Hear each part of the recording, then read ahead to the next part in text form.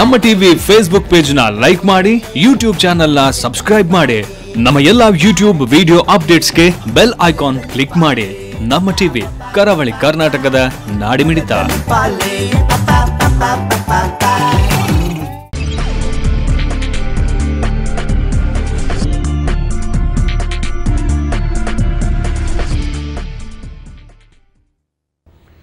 Dairy Day 2 star Santosh rice ಮುಖ್ಯ ಪ್ರಾಯೋಜಕರಾಗಿರುವಂಥ ಜನಧ್ವನಿ ನೇರ ಪ್ರಸಾರ ಕಾರ್ಯಕ್ರಮಕ್ಕೆ ಪ್ರೀತಿಯ ಸ್ವಾಗತ. ಇವತ್ತಿಗೆ 19 ವರ್ಷಗಳಾಯಿತು ಕಾರ್ಗಿಲ್ ಎನ್ನುವಂಥ ಸಮರ ಭೂಮಿಯಲ್ಲಿ ನಮ್ಮ ಯೋಧರು ಮಾಡಿದಂಥ ಒಂದು ಪ್ರಯತ್ನ, ಹೋರಾಟಕ್ಕೆ ಸಿಕ್ಕಿರುವಂಥ ಜಯ ಮತ್ತು ಅದಕ್ಕೆ ಸಂಭ್ರಮಿಸುವಂಥ ಕಾಲಗಳಿಗೆಯಲ್ಲಿ ಇವತ್ತು ನಾವಿದ್ದೇವೆ.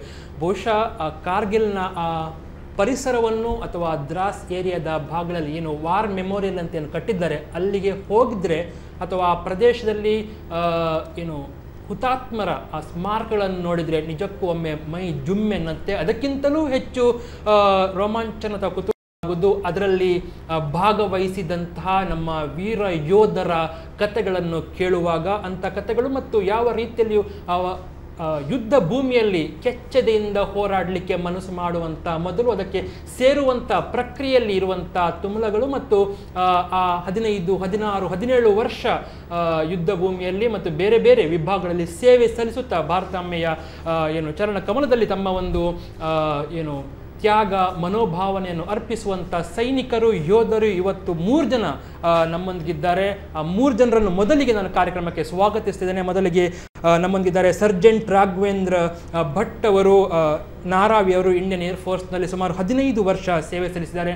1979ರಿಂದ ಅವರಿಗೆ ಕಾರ್ಯಕ್ರಮ ಪ್ರೀತಿಯ ಸ್ವಾಗತ. ಹಾಗೆ ಶ್ರೀಯುತ ಪ್ರವೀಣ್ ಶೆಟ್ಟಿ ಅವರು ಕಾರ್ಗಿಲ್ನಲ್ಲಿ ಸ್ವತಃ ಹೋರಾಡಿದಂಥ ಅವರ ಕಥೆಗಳನ್ನಾಗ ಕೇಳುವಾಗ ನನಗೆ ಒಂದಿಷ್ಟು ರೋಮಾಂಚನ ಇತ್ತು. ಆ ಅನುಭವಗಳು ಆಗಿದೆ. ಅವರಿಗೂ ನನ್ನ ಕಾರ್ಯಕ್ರಮಕ್ಕೆ ಪ್ರೀತಿಯಿಂದ ಸ್ವಾಗತಿಸ್ತಿದ್ದೇನೆ. ಹಾಗೆ ಶ್ರೀಯುತ ಶ್ರೀಪಾದ್ ನಾಯಕ್ ಅವರು ಕಾರವಾರದವರು, 92ರಲ್ಲಿ ಸೇನೆಗೆ ಸೇರ್ತಾರೆ. ಸುಮಾರು 17 ವರ್ಷ 10 ತಿಂಗಳಲ್ಲಿ ಸೇವೆಯನ್ನು ಸಲ್ಲಿಸಿದ ಬಳಿಕ ಈಗ ಅವರು ನಮ್ಮ ಕರಾವಳಿಯಲ್ಲಿ ವಾಸ ಮಾಡಿದ್ದಾರೆ. ಅವರಿಗೂ ಕಾರ್ಯಕ್ರಮಕ್ಕೆ ಪ್ರೀತಿಯ ಸ್ವಾಗತ. ಮೊದಲಿಗೆ ಹಿರಿಯರಾಗಿರುವಂಥ ರಾಘವೇಂದ್ರ ಭಟ್ ಅವರೇ, ಬಹುಶಃ 79 ಹೇಳಿದರೆ ನಾನು ಹುಟ್ಟಿದಂಥ ವರ್ಷ, ಆಗಲೇ ನೀವು ಏರ್ಫೋರ್ಸಲ್ಲಿ ಸೇರಿದವರು. ಆ ಅನುಭವ ಹೇಗಿತ್ತು? ಮನೆಯಲ್ಲಿ ಹೇಗೆ ಪ್ರೇರಣೆ ಹೇಗೆ ಸಿಕ್ಕಿತ್ತು? ಸೇರಬೇಕಂತ ಅನಿಸಿದ್ದು ಯಾವಾಗ ನಿಮಗೆ? ನನಗೆ ಚಿಕ್ಕಂದಿನಿಂದಲೇ ಶಾಲಾ ದಿನಗಳಲ್ಲೇ ಒಂದು ಡಿಫೆನ್ಸಿಗೆ ಸೇರಬೇಕು ಅಂತ ಒಂದು ಆಸೆ ಇತ್ತು. ಈ ಕೆಲವು ಹೀರೋಗಳ ಕಥೆಗಳನ್ನು ಕೇಳುವಾಗ ನಾವು ಯಾಕೆ ಹಾಗೆ ಆಗಬಾರ್ದು ಅನ್ನೋ ಒಂದು ಫೀಲಿಂಗ್ ಬರ್ತಿತ್ತು. ಆದರೆ ಅದಕ್ಕೆ ಅನುಕೂಲತೆಗಳಿರಲಿಲ್ಲ. ಯಾವ ಥರ ಹೋಗಬೇಕು, ಎಲ್ಲಿ ಸೇರಬೇಕು, ಏನೆಲ್ಲ ಪ್ರೊಸೀಜರ್ಸ್ ಗೊತ್ತಿರಲಿಲ್ಲ. ನಾನು ವಿದ್ಯಾಭ್ಯಾಸಕ್ಕೆ ಮಂಗಳೂರಿಗೆ ಬಂದೆ. ಮಂಗಳೂರಲ್ಲಿ ಕರ್ನಾಟಕ ಪಾಲಿಟೆಕ್ನಿಕಲ್ಲಿ ಡಿಪ್ಲೊಮಾ ಆಯಿತು. ಡಿಪ್ಲೊಮಾ ಆಗಿ ಹೀಗೆ ಪೇಪರ್ಸ್ ನೋಡ್ತಾ ಇರುವಾಗ ಒಂದು ಸಲ ಗೊತ್ತಾಯಿತು ಏರ್ ಮೆನ್ನರ್ ಬೇಕಾಗಿದ್ದಾರೆ ಅಂತ ಒಂದು ಕಾಲಮ್ ಸಿಕ್ತು. ನನಗೆ ಹಾಗೆ ಏರ್ ಮೆನ್ನರ್ ಅಂದರೆ ಏನು ಅಂತ ನನಗೆ ಗೊತ್ತಿಲ್ಲ. ಒಟ್ಟೊಂದು ಕೆಲಸ ಬೇಕಿತ್ತು, ಒಂದು ಅರ್ಜಿ ಗುಜಾಯಿಸಿದ್ದು. ಕಾಲ್ ಬಂತು. ಅದಕ್ಕೆ ಕಾಲ್ ಬಂದಾಗ ಹೋಗಿ ಎಲ್ಲದರಲ್ಲಿ ಸೆಲೆಕ್ಟ್ ಆಯಿತು. ಸೆಲೆಕ್ಟ್ ಆಗಿ 2 ತಿಂಗಳು ಬಿಟ್ಟು ಜಾಯ್ನಿಂಗ್ ಲೆಟ್ರೇ ಬಂತು. ಬೆಂಗಳೂರಲ್ಲಿ ಕರೆದ್ರು, ಬೆಂಗಳೂರಲ್ಲಿ ಹೋಗಿ ಜಾಯ್ನ್ ಆದದ್ದು. ಆಮೇಲೆ ಗೊತ್ತಾಯ್ತು ನನಗೆ ಇದು ಇಂಡಿಯನ್ ಏರ್ಫೋರ್ಸ್ ಅಂತೇಳಿ. ಅಲ್ಲಿವರೆಗೆ ಒಟ್ಟು ಏನೋ ಒಂದು ಹೋದದ್ದಷ್ಟೇ. ಏರ್ಫೋರ್ಸ್ ಸೇರಿದ ಮೇಲೆ ನನಗೆ ಮೊದಲಿಂದ ಮನಸ್ಸಿನಲ್ಲಿ ಏನಿತ್ತು ಅದೇ ಸಿಕ್ತು. ನನಗೆ ತುಂಬ ಖುಷಿಯಾಯಿತು. ಅಲ್ಲಿಂದ ಒಂದೊಂದೇ ಟ್ರೈನಿಂಗನ್ನು ಪಾಸ್ ಮಾಡಿ ತುಂಬ ಹ್ಯಾಪಿಯಾಗಿ ಲೈಫ್ ಲೀಡ್ ಆಯಿತು ಅಲ್ಲಿಂದ. ಓಕೆ, ಅಂದರೆ ಏರ್ಫೋರ್ಸ್ಗೆ ಸೇರಬೇಕು ಅಂತ ಇಲ್ದಿದ್ರು ನಿಮಗೆ ಒಂದು ಖುಷಿಯಿಂದ ದೇವರ ಬಹುಶಃ ಸೇವೆ ಮಾಡಲಿಕ್ಕೆ ಅನುಕೂಲ ಕೊಟ್ಟಿದ್ದಾರೆ. ಓಕೆ, ಹಾಗಾದರೆ ಶ್ರೀಪಾದ್ ನಾಯ್ಕ ಅವರು, ನಿಮ್ಮ ಇದು ಸೈನಿಕನ ಜೀವನ ಯಾವಾಗ ಸ್ಟಾರ್ಟ್ ಆಯಿತು ಮತ್ತು ಹೇಗೆ ಸ್ಟಾರ್ಟ್ ಆಯಿತು? ನಾನು 2094ರಲ್ಲಿ ಕಾಲೇಜ್ ಟೈಮ್ದಲ್ಲಿ ಹಾಗೆ ಒಂದು ಪೇಪರ್ನಲ್ಲಿ ನೋಡಿದ್ದೇನೆ, ಈ ಥರ ಸೈನ್ಯಕ್ಕೆ ಜನ ಬೇಕಂತ. ಆವಾಗ ನಾನು ಒಂದು ಖುಷಿಯಾದೆ. ಯಾಕೆಂದರೆ ನಮ್ಮ ಮನೆ ಹತ್ರ ಒಂದು ಸೋಲ್ಜರ್ ಬೋರ್ಡ್ ಇತ್ತು. ಅಲ್ಲಿ ಕೆಲವು ಯಂಗ್ ಆಫೀಸರ್ಸ್ ರೋಡಲ್ಲಿ ಹೋಗೋ ಅದು ನೋಡಿ ಒಂದು ಖುಷಿ ಆಯಿತು. ಅಫ್ಕೋರ್ಸ್ ಕಾರವಾರದಲ್ಲಿ ಅಂತ ಅದರಲ್ಲೇ ನಾನು ಹೋಗಬೇಕು ನೋಡುವ ಅಂತ. ಆಮೇಲೆ ನಾನು ಅರ್ಜಿ ಹಾಕಿದ ನಂತರ ಕಾಲ್ ಬಂತು ಇಲ್ಲಿ ಮಂಗಳೂರು ಕೂಳೂರಿನಲ್ಲಿ ಸೇರಲಿಕ್ಕೆ. ಅಲ್ಲಿ ಎಲ್ಲ ಇದು ಮಾಡಿ ಫಿಸಿಕಲ್ ಎಲ್ಲ ಮಾಡಿ ನಂತರ ನನ್ನನ್ನು ಮಡ್ರಾಸ್ ರೆಜಿಮೆಂಟಿಗೆ ಕಳಿಸಿದರು. ಅಲ್ಲಿ ಕಳಿಸಿ ಅಲ್ಲಿಂದ ನಾನು ಮತ್ತೆ ಯೂನಿಟ್ ಪೋಸ್ಟಿಂಗ್ ಹೋಗಿ ಫಸ್ಟ್ ನನ್ನ ಪೋಸ್ಟಿಂಗ್ ನನಗೆ ರಾಷ್ಟ್ರಪತಿ ಭವನ ಡೆಲ್ಲಿಯಲ್ಲಿ ಸಿಕ್ತು. ಅಲ್ಲಿ ಒಂದು 3 ತಿಂಗಳಿದ್ದು ಅಲ್ಲಿಂದ ಮತ್ತೆ ನನಗೆ ನಾಗಾಲ್ಯಾಂಡಿಗೆ ಕಳಿಸಿದ್ರು. ನಾಗಾಲ್ಯಾಂಡ್ ಆದ ನಂತರ ಆಮೇಲೆ ರಾಜಸ್ಥಾನ್ ಕೋಟಾದಲ್ಲಿ ಇದೆ. ಅಲ್ಲಿ 2-3 ವರ್ಷ ಮಾಡಿದ ನಂತರ ನನಗೆ ಇದು RR ಅಂತ ರಾಷ್ಟ್ರೀಯ ರೈಫಲ್ಸಲ್ಲಿ ಅಲ್ಲಿ ಹೋದ ನಂತರ ನನಗೆ ಗೊತ್ತಾಯಿತು ಹೇಗೆ ಟೆರರಿಸ್ಟ್ ಹೇಗೆ ಇರ್ತಾರೆ, ಹೇಗೆ ಇದು ಮಾಡುವುದು. ಅದರ ನಂತರ ಮತ್ತೆ ನಾನು ಯೂನಿಟಿಗೆ ರಿಟರ್ನ್ ನನ್ನ ಟರ್ನ್ ಮುಗಿಸಿ ಮತ್ತೆ ಬಂದೆ. ಮತ್ತೆ ಬಂದಾಗ ಯೂನಿಟ್ ಜಮ್ಮು ಕಾಶ್ಮೀರಿಗೆ ಮೂವ್ ಆಗಬೇಕಂತ ಅಲ್ಲಿ ಮತ್ತೆ 3 ವರ್ಷ ಮತ್ತು ಹಾಗೆ ಮಾಡಿ ನನ್ನ ಒಂದು ಸರ್ವಿಸ್ ಮುಗಿಸಿ ನಾನು. ಎಸ್ ಕಿರಣ್ ಶೆಟ್ಟಿ ಅವರೇ, ನಿಮ್ಮ ನಾನು ಕಳೆದ ಬಾರಿ ಕೂಡ 2 ವರ್ಷ ಮೊದಲು ಮಾತನಾಡಿದ್ದೇನೆ. ಸೊ ಆ ಒಂದು ನಿಮ್ಮ ಅನುಭವ ಅಂದರೆ ನಿಮಗೆ ಸೈನ್ಯಕ್ಕೆ ಸೇರಬೇಕು ಅಂತ ಅನಿಸಿದ್ದು, ತುಂಬ ಜನ ಹೇಳ್ತಾರೆ ನಮ್ಮ ಜಿಲ್ಲೆಯಿಂದ ಸೈನ್ಯಕ್ಕೆ ಸೇರೋರ ಸಂಖ್ಯೆ ಕಡಿಮೆ ಅಂತ. ನಿಮಗೆ ಆಗ ಹೇಗಿತ್ತು ಆ ಮನಸ್ಸು ಅಥವಾ ಆ ವಾತಾವರಣ ಹೇಗಿತ್ತು? ನಾನು ಸೇರುವ ಸಮಯದಲ್ಲಿ ನನಗೆ ಫಸ್ಟ್ ನಾನು ಚಿಕ್ಕ ಇರುವಾಗಲೇ ನನಗೆ ಭಯಂಕರ ಇಂಟ್ರೆಸ್ಟ್ ಇತ್ತು ಆರ್ಮಿಯ ಮೇಲೆ. ಯಾಕೆ ಹೇಳಿದರೆ ನಾನು ಅದನ್ನು ಆರ್ಮಿಗೆ ಸೇರಿ ನಾನು ಟ್ರೈನಿಂಗ್ ಮಾಡಿದಲ್ಲ, ನಾವು ಸಿವಿಲಲ್ಲಿ ಆಡುವಾಗ ಏನಾದರೂ ಗುಡ್ಡೆಯಲ್ಲಿ ನಾವೆಲ್ಲ ಆಡ್ತಿದ್ದೆವು. ಆಗ ನಾವೆಂತ ಕಮಾಂಡೋ ಅಂತ ನಾವೇ ಆಡ್ತಿದ್ದೆವು.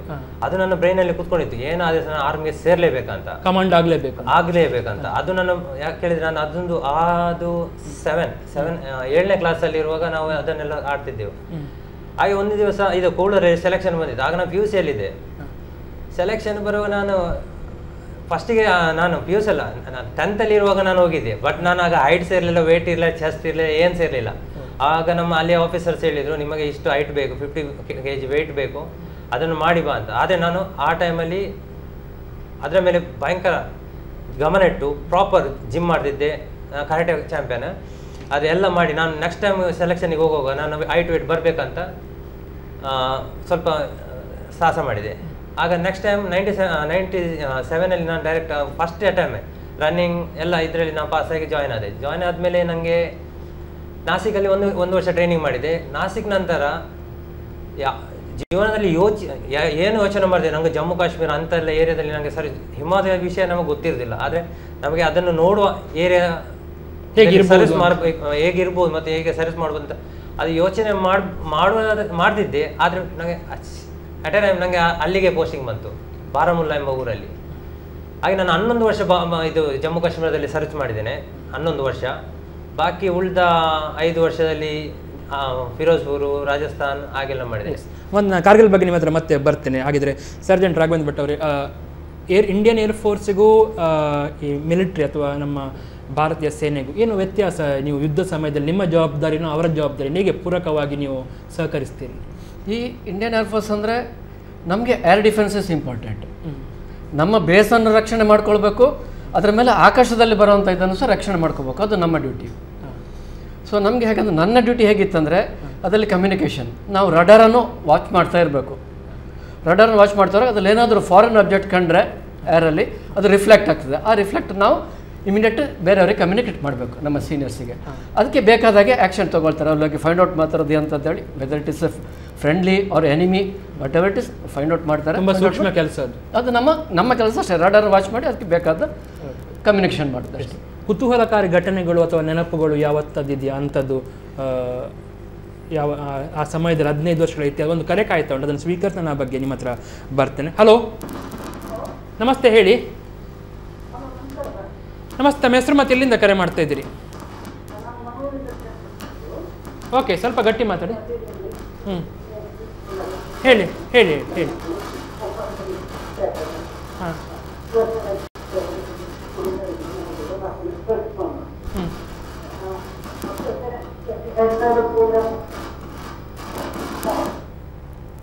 ಓಕೆ, ನಿಮ್ಮ ಡಿಸ್ಟರ್ಬೆನ್ಸ್ ಇದ್ದ ಕಾರಣ ನಾವು ಅದನ್ನು ಅನಿವಾರ್ಯವಾಗಿ ಕಟ್ ಮಾಡ್ತಿದ್ದೆ ಮೇಡಮ್. ಮತ್ತು ಟ್ರೈ ಮಾಡಿ ನೋಡೋಣ ಆಡಿಯೋ ಕ್ಲೀನ್ದಲ್ಲಿ. ನೀವು ಒಂದಿಷ್ಟು ನೆಟ್ವರ್ಕ್ ಇದ್ದಂಥ ಪ್ಲೇಸಿಗೆ ಬಂದು ಅಥವಾ ಲ್ಯಾಂಡ್ಲೈನಿಂದ ಮಾಡಿದ್ದು ಸುಲಭ ಆಗ್ಬೋದು ಅಂತ ಅನಿಸ್ತಾ ಉಂಟು. ಓಕೆ, ಅದೇ ನೀವು ಹೇಳ್ತಿದ್ದೀರಿ ರಾಘವೇಂದ್ರ ಭಟ್ ಅವರೇ, ನೆನಪಿನಲ್ಲಿ ಇರುವಂಥ ಏನಾದರೂ ಘಟನೆಗಳ ಬಗ್ಗೆ. ನನಗೆ ಇದೇ ಫೀಲ್ಡಲ್ಲಿ ಹೀಗೆ ಮುಂದೆ ಹೋಗ್ತಾ ಇರುವಾಗ ನಮಗೆ ಅಲ್ಲಿ ಒಂದು ORP ಅಂತ ಇರ್ತದೆ, ಆಪರೇಷನಲ್ ರೆಡಿನೆಸ್ ಪ್ಲ್ಯಾಟ್ಫಾರ್ಮ್ ಅಂತೇಳಿ. ಅದು ಹೇಗೆಂದರೆ 2 ಫೈಟರ್ ಏರ್ಕ್ರಾಫ್ಟ್ ರೆಡಿಯಾಗಿರ್ಬೇಕು ಅಲ್ಲಿ. ನಮ್ಮ ಕಮ್ಯುನಿಕೇಷನ್ ಹೇಗೆ ಬಂತು, ವಿದಿನ್ 2 ಮಿನಿಟ್ಸ್ ಅದು ಟೇಕ್ ಆಫ್ ಆಗಬೇಕು. ಟೇಕ್ ಆಫ್ ಆಗೋಕ್ಕೆ ನಾವು ಏನು ಪ್ಲೇಸ್ ಹೇಳಿದೆ ಅಲ್ಲಿಗೆ ಹೋಗಿ ಅವ್ರು ಫೈಂಡ್ ಔಟ್ ಮಾಡಬೇಕು. ತುಂಬ ಥ್ರಿಲ್ಲಿಂಗ್ ಲೈಫ್ ಅದು. ನಾವು ಎಷ್ಟು ಫಾಸ್ಟಾಗಿ ಕಮ್ಯುನಿಕೇಟ್ ಮಾಡ್ತೇವೆ ಅಷ್ಟು ಫಾಸ್ಟಾಗಿ ಅದು ಹೋಗ್ತದೆ. ಫಸ್ಟ್ 2 ಏರ್ಕ್ರಾಫ್ಟ್ ಹೋಗ್ತದೆ, ಅದರ ಹಿಂದೆ ಪುನಃ 2 ಏರ್ಕ್ರಾಫ್ಟ್ ಹೋಗ್ತದೆ. ಸೊ ಟೋಟಲಿ ಆ what are the foreign object ಅದನ್ನು ಕವರ್ ಮಾಡ್ತದೆ. ಕವರ್ ಮಾಡ್ಕೊಂಡು ಕಮ್ಯುನಿಕೇಟ್ ಮಾಡಿ ಅದು ವೆದರ್ ಫ್ರೆಂಡ್ಲಿ ಅವ್ರು ರಿಯಲಿ ಅವ್ರು ಬೇಕಾದ ಗೈಡೆನ್ಸ್ ಮಾಡ್ತಾರೆ. ಇದೊಂದು ಥ್ರಿಲ್ಲಿಂಗ್ ಲೈಫು. ಎರಡನೇದು ಇಂಟರ್ನಲ್ ಸೆಕ್ಯೂರಿಟಿ ಮಾಡುವಾಗ ಜನರಲಿ ಹೇಗಾಗ್ತದೆ, ನಮಗೆ ಈ PAD ಇದ್ದಿದ್ದೆ, ಪ್ಯಾಸಿವ್ ಏರ್ ಡಿಫೆನ್ಸ್ ಅಂತೇಳಿ. ನಾವು ನಮ್ಮ ಏರಿಯಾವನ್ನು ಕವರ್ ಮಾಡ್ತಾ ಇರ್ತೇವೆ, but outside the boundary as A enemy summon else is acting, ಬೇರೆಯವರನ್ನು. ಅದು ನಮ್ಗೆ ಏನಾಗ್ತದೆ, ಆ್ಯಕ್ಟಿವ್ ವಾರ್ ಆದಾಗೇನೋ ಒಂದು ಫೀಲ್ ಆಗ್ತದೆ. ನಾವು ಅಲರ್ಟ್ ಆಗಿರಬೇಕು, ಯಾರು ಎಲ್ಲಿ ವಾಚ್ ಹೋಗ್ತಾರಂತ ವಾಚ್ ಮಾಡ್ತಾ ಇರಬೇಕು. ಅದರಲ್ಲಿ passive, it is not active. ಇದು ನಾವಾಗಿ ಅವರೊಂದು ಏನಾದರೂ ಆಬ್ಜೆಕ್ಟಲ್ಲಿ ಎಸೆದ್ರೆ ಅದು ಬಾಂಬ್ ಅಂತ ಲೆಕ್ಕ. ಅದನ್ನು ನಾವು ಅವರು ಎಸೆದ ಕೂಡ ಐಡೆಂಟಿಫೈ ಮಾಡಬೇಕು, ಅದು ಡಿಫ್ಯೂಸ್ ಮಾಡಬೇಕು. ಇಂಥದ್ದೆಲ್ಲ ಆಕ್ಟಿವಿಟೀಸ್ ತುಂಬ ಥ್ರಿಲ್ಲಿಂಗ್ ಇರ್ತಿತ್ತು ಅದೆಲ್ಲ. ಅದು ಜನರಲಿ ಆಗೋದು ಹೆಚ್ಚಾಗಿ ಬೆಳಗ್ಗೆ ಸೂರ್ಯೋದಯಕ್ಕಿಂತ ಮೊದಲು ಆಗೋದು. ಸೊ ಅದೊಂದು really it is A thrilling. Correct. Shripad Naik ಅವರೇ, ನೀವು ಅಂದರೆ ಅವರು ಇಂಡಿಯನ್ ಏರ್ಫೋರ್ಸ್ ಬಗ್ಗೆ ಹೇಳಿದ್ರು, ನಿಮ್ಮ ಡ್ಯೂಟಿ ಹೇಗಿತ್ತು, ನಿಮ್ಮ ಜವಾಬ್ದಾರಿ ಹೇಗಿತ್ತು, ನಿಮಗೆ ಅಂದುಕೊಂಡದ್ದೇ ಸಾಧಿಸಿರುವಂಥ ಒಂದು ಖುಷಿ, ಸಂಭ್ರಮ, ಸಮಾಧಾನ ಇದೆಯಾ, ಹೇಗಿತ್ತು ಅಂತ? ನಾನು ಅಂದುಕೊಂಡಂತೆ ಅಂತ ಇದೆ. ಆದರೆ ನಾನು ಅಂದರೆ ಮಿಲಿಟ್ರಿಯಲ್ಲಿ ಒಂದು ನೋಡಿದ ಒಂದು ಘಟನೆ ಅಂದರೆ ಒಂದು ದೋಡ ಡಿಸ್ಟ್ರಿಕ್ನಲ್ಲಿ ಆವಾಗ ನಾನು ಒಂದು ಜೂನಿಯರ್ ಇದ್ದೆ. ಆವಾಗ ನಾವು ಒಂದು ಮೆಸೇಜ್ ಬಂತು, ಈ ಥರ ಒಂದು ಮನೆಯಲ್ಲಿ ಟೆರರಿಸ್ಟ್ ಇದ್ದಾರೆ, ಅಲ್ಲಿ ಹೋಗಿ ಒಂದು ಇದು ಮಾಡ್ತಾರೆ. ಆವಾಗ ನಾವು ಎಲ್ಲ ಟೀಮ್ ವೈಸ್ ಹೋಗಿ ಸಾಯಂಕಾಲ 6 ಗಂಟೆಗೆ ಹೋಗಿ ಅಲ್ಲಿ ಡಿಪ್ಲಾಯ್ ಮಾಡಿದ್ವಿ. ಅಂದರೆ ನಮಗೆ ಆ ಏರಿಯಾದಲ್ಲಿ ಊರಲ್ಲಿ ಯಾವ ಮನೆ ಅಂತ ಗೊತ್ತಾಗಿಲ್ಲ. ಆಮೇಲೆ ನಾವು ಸರ್ಚ್ ಮಾಡ್ತಾ ಹೋಗುವಾಗ ಅದರಲ್ಲಿ ನಾನು ಒಂದು ಸ್ಕೌಟ್ ಅಂತ ಇದೆ, ಅಂದರೆ 2ನೇ ನಂಬರ್ ನಾನಿದ್ದೆ. ನನಗಿಂತ ಮುಂದೆ ಒಬ್ಬ ಮೈಸೂರದವರಿದ್ದು. ಅವರು ಹೋಗಿ ಚೆಕ್ ಮಾಡಿ ಬಂದಾಗ ಒಳಗೆ ಮನೆಯೆಲ್ಲ ಸರ್ಚ್ ಮಾಡಿ ಬಂದ ನಂತರ ಅವರಿಗೆ ಅದು ಸರಿ ಕಾಣಲಿಲ್ಲ, ಡೌಟ್ ಆಯಿತು. ಮತ್ತೆ ತಿರುಗಿ ಹೋದರು. ತಿರುಗಿ ಒಳಗೆ ಹೋಗಿ ನೋಡುವಾಗ ಶಾರ್ಪಾಯ್ ಅಡಿಯಲ್ಲಿ ಇಬ್ಬರು ಟೆರರಿಸ್ಟ್ ಕೂತ್ಕೊಂಡಿದ್ದಾರೆ, ಅಂದರೆ ಮಲಗಿದ್ದಾರೆ. ಮಲಗಿದ ತಕ್ಷಣ ಇವರು ಆ ಕಡೆ ಹೋಗಿ ಕಾಲು ಟಚ್ ಆಗಿದ್ದಷ್ಟೇ ಫೈರಿಂಗ್ ಸ್ಟಾರ್ಟ್ ಆಯಿತು. ಫೈರಿಂಗ್ ಸ್ಟಾರ್ಟ್ ಆದ ನಂತರ ನಾವು ಆ ಕಡೆ ಒಂದು ಇದಾಯಿತು. ಇದನ್ನು ರಾತ್ರಿ ಒಂದು 8 ಗಂಟೆ ನಂತರ ನಮಗೆ ಕತ್ತಲಲ್ಲಿ ಕಾಣಲಿಲ್ಲ ಯಾವ ಮನೆ, ಆ ಏರಿಯಾ ಹೇಗೆ ಅಂತ. ಲಾಸ್ಟಿಗೆ ನಮ್ಮ 2-3 ಜನರನ್ನು ಆ ಕಡೆ ಡಿಪ್ಲಾಯ್ ಮಾಡಿದ್ರು. ಅದು ನೋಡಿದರೆ ಹಗಲೇ ನೋಡುವಾಗ ಅದು ಹತ್ತಿರನೇ, ರಾತ್ರಿ ನಮಗೆ ಅದು ಗೊತ್ತಾಗಿಲ್ಲ. ಹತ್ತಿರ ಇದ್ದೀರಿ, ಹತ್ತಿರ 2 ಜನ ನಾವು ಡಿಪ್ಲಾಯ್ ಆಗಿದ್ದೇವೆ.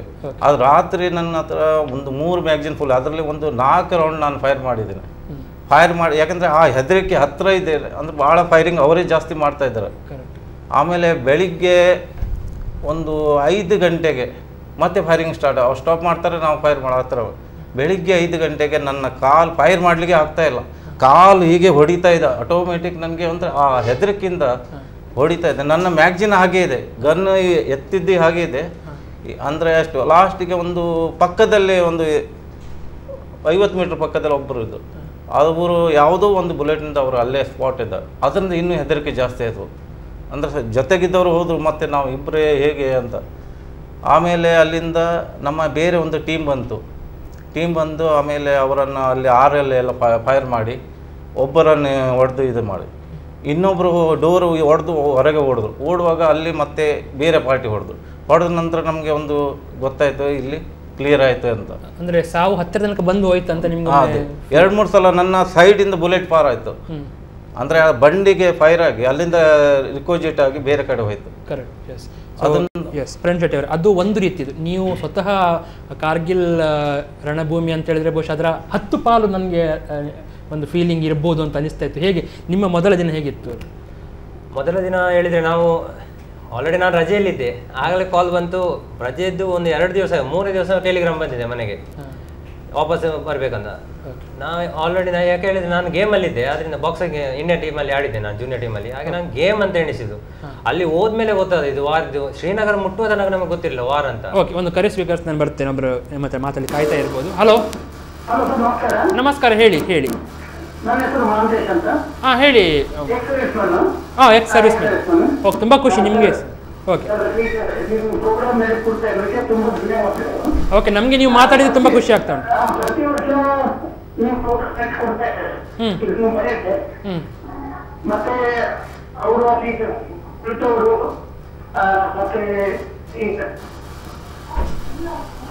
ಹೌದು, ಕೇಳಿಸ್ತಾ ಉಂಟು, ಹೇಳಿ. ಸರಿ ಸರ್. ಎಲ್ಲರಿಗೂ ನಮಗೆ ತುಂಬಾ ಧನ್ಯವಾದ, ನಮಸ್ಕಾರಗಳು. ಯಾಕೆಂತಂದ್ರೆ ನಮ್ಗೆ ಎಕ್ಸರ್ವಿಸ್ಮೆಂಟ್ ಕೆಲವರೆಲ್ಲ ರಿಟೈರ್ಡ್ ಆಗಿ ಇರ್ತಾರೆ. ಹೌದು, ಕೇಳಿಸ್ತಾ ಉಂಟು ಹೇಳಿ.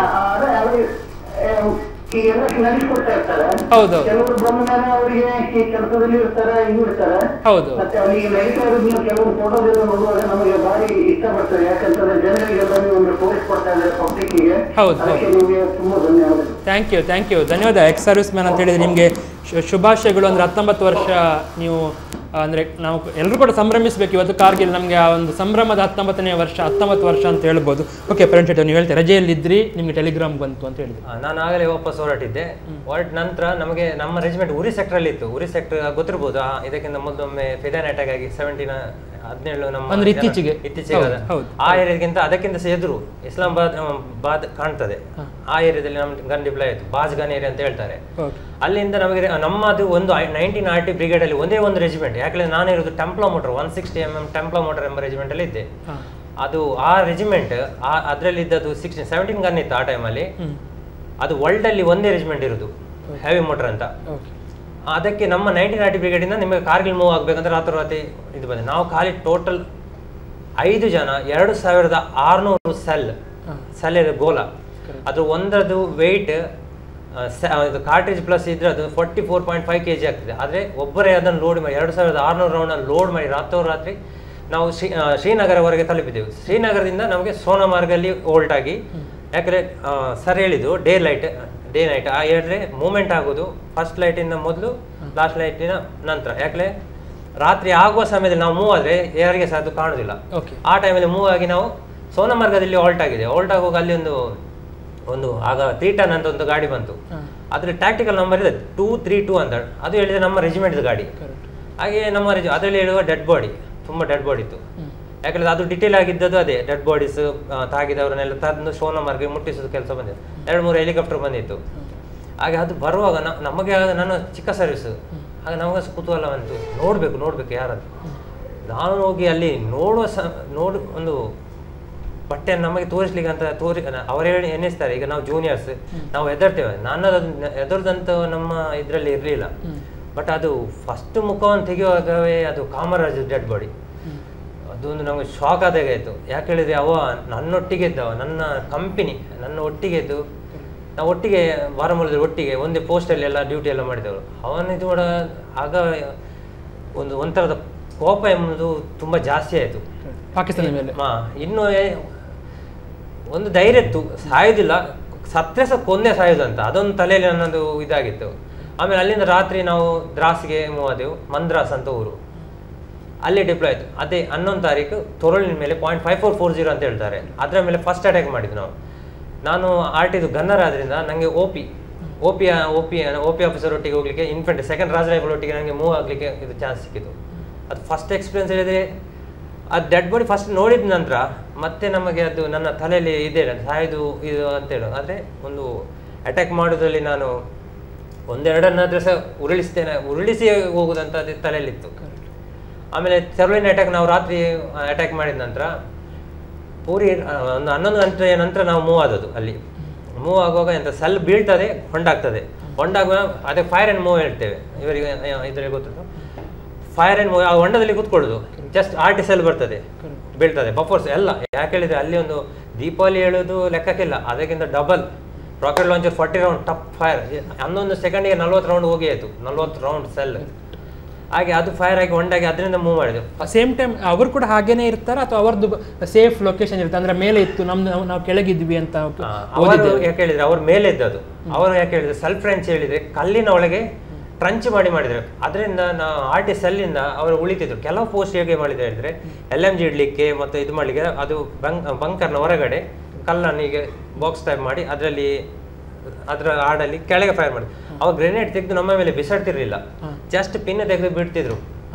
ಅದು ಅದರಷ್ಟೇ ಅದರ ಟೈಮಿಂಗ್ ಉಂಟು 7 ಸೆಕೆಂಡ್ ಇದರಲ್ಲಿ ಅದು ನಮ್ಮ ಹತ್ರ ಬಂದು ಬ್ಲಾಸ್ಟ್ ಆಗ್ತಿತ್ತು. ಹಾಗೆ ನಮ್ಮ ಕ್ಯಾಜುಯಾಲಿಟಿ ತುಂಬ ಜಾಸ್ತಿ ಆದ ಅದರಿಂದಾಗಿ.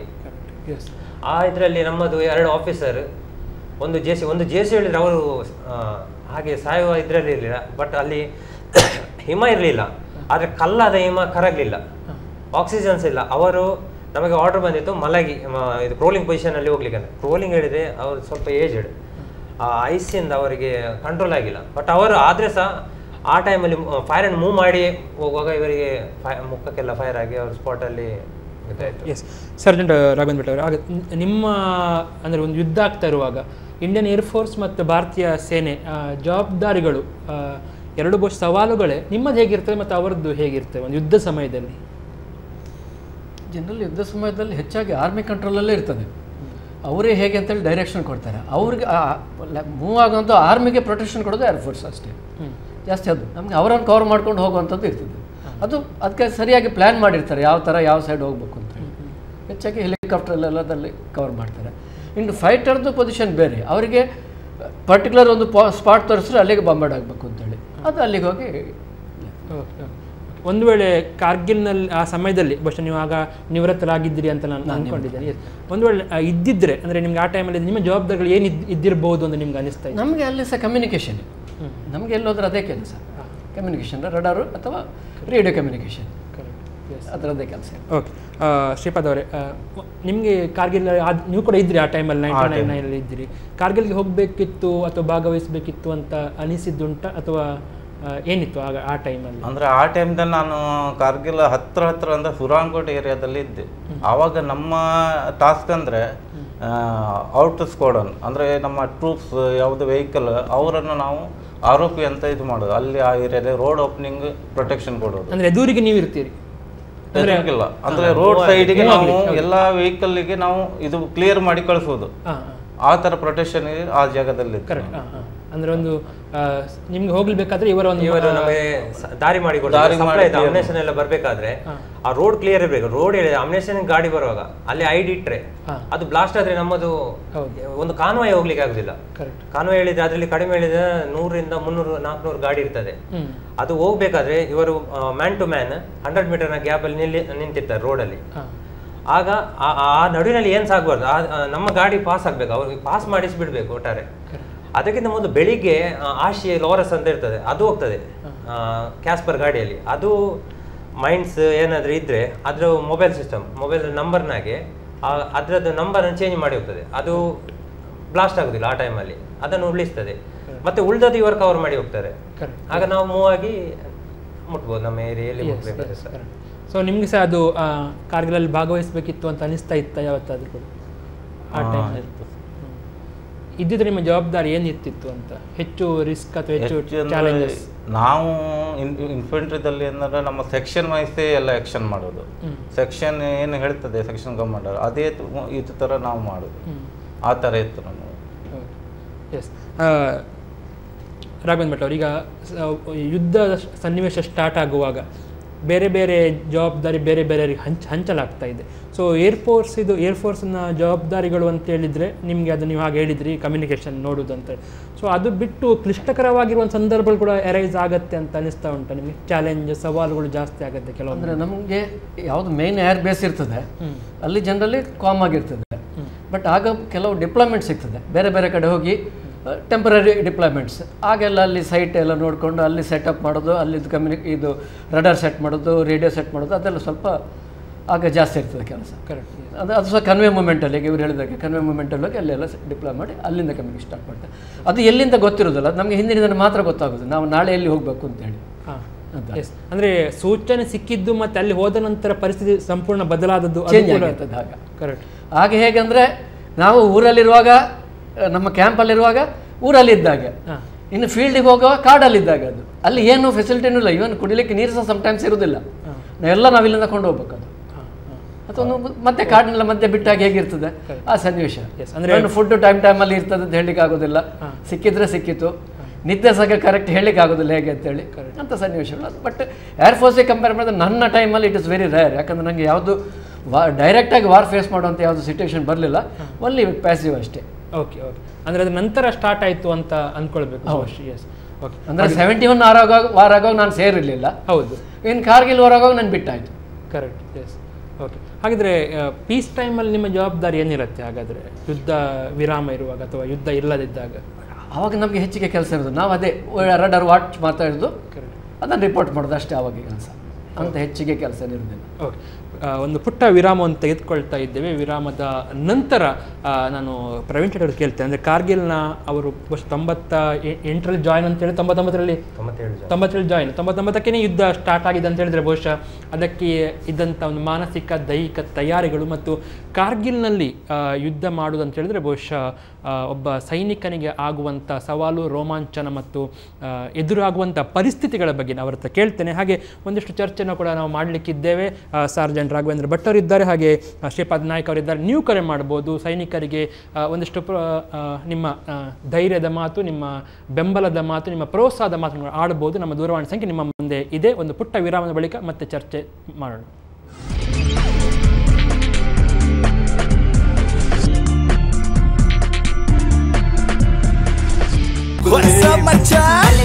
ನಮ್ಮ ಟಿವಿ ಫೇಸ್ಬುಕ್ ಪೇಜ್ ನ ಲೈಕ್ ಮಾಡಿ, ಯೂಟ್ಯೂಬ್ ಚಾನೆಲ್ ನ ಸಬ್ಸ್ಕ್ರೈಬ್ ಮಾಡಿ.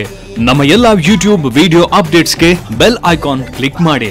ನಮ್ಮ ಟಿವಿ ಕರಾವಳಿ ಕರ್ನಾಟಕದ ನಾಡಿಮಿಡಿತ.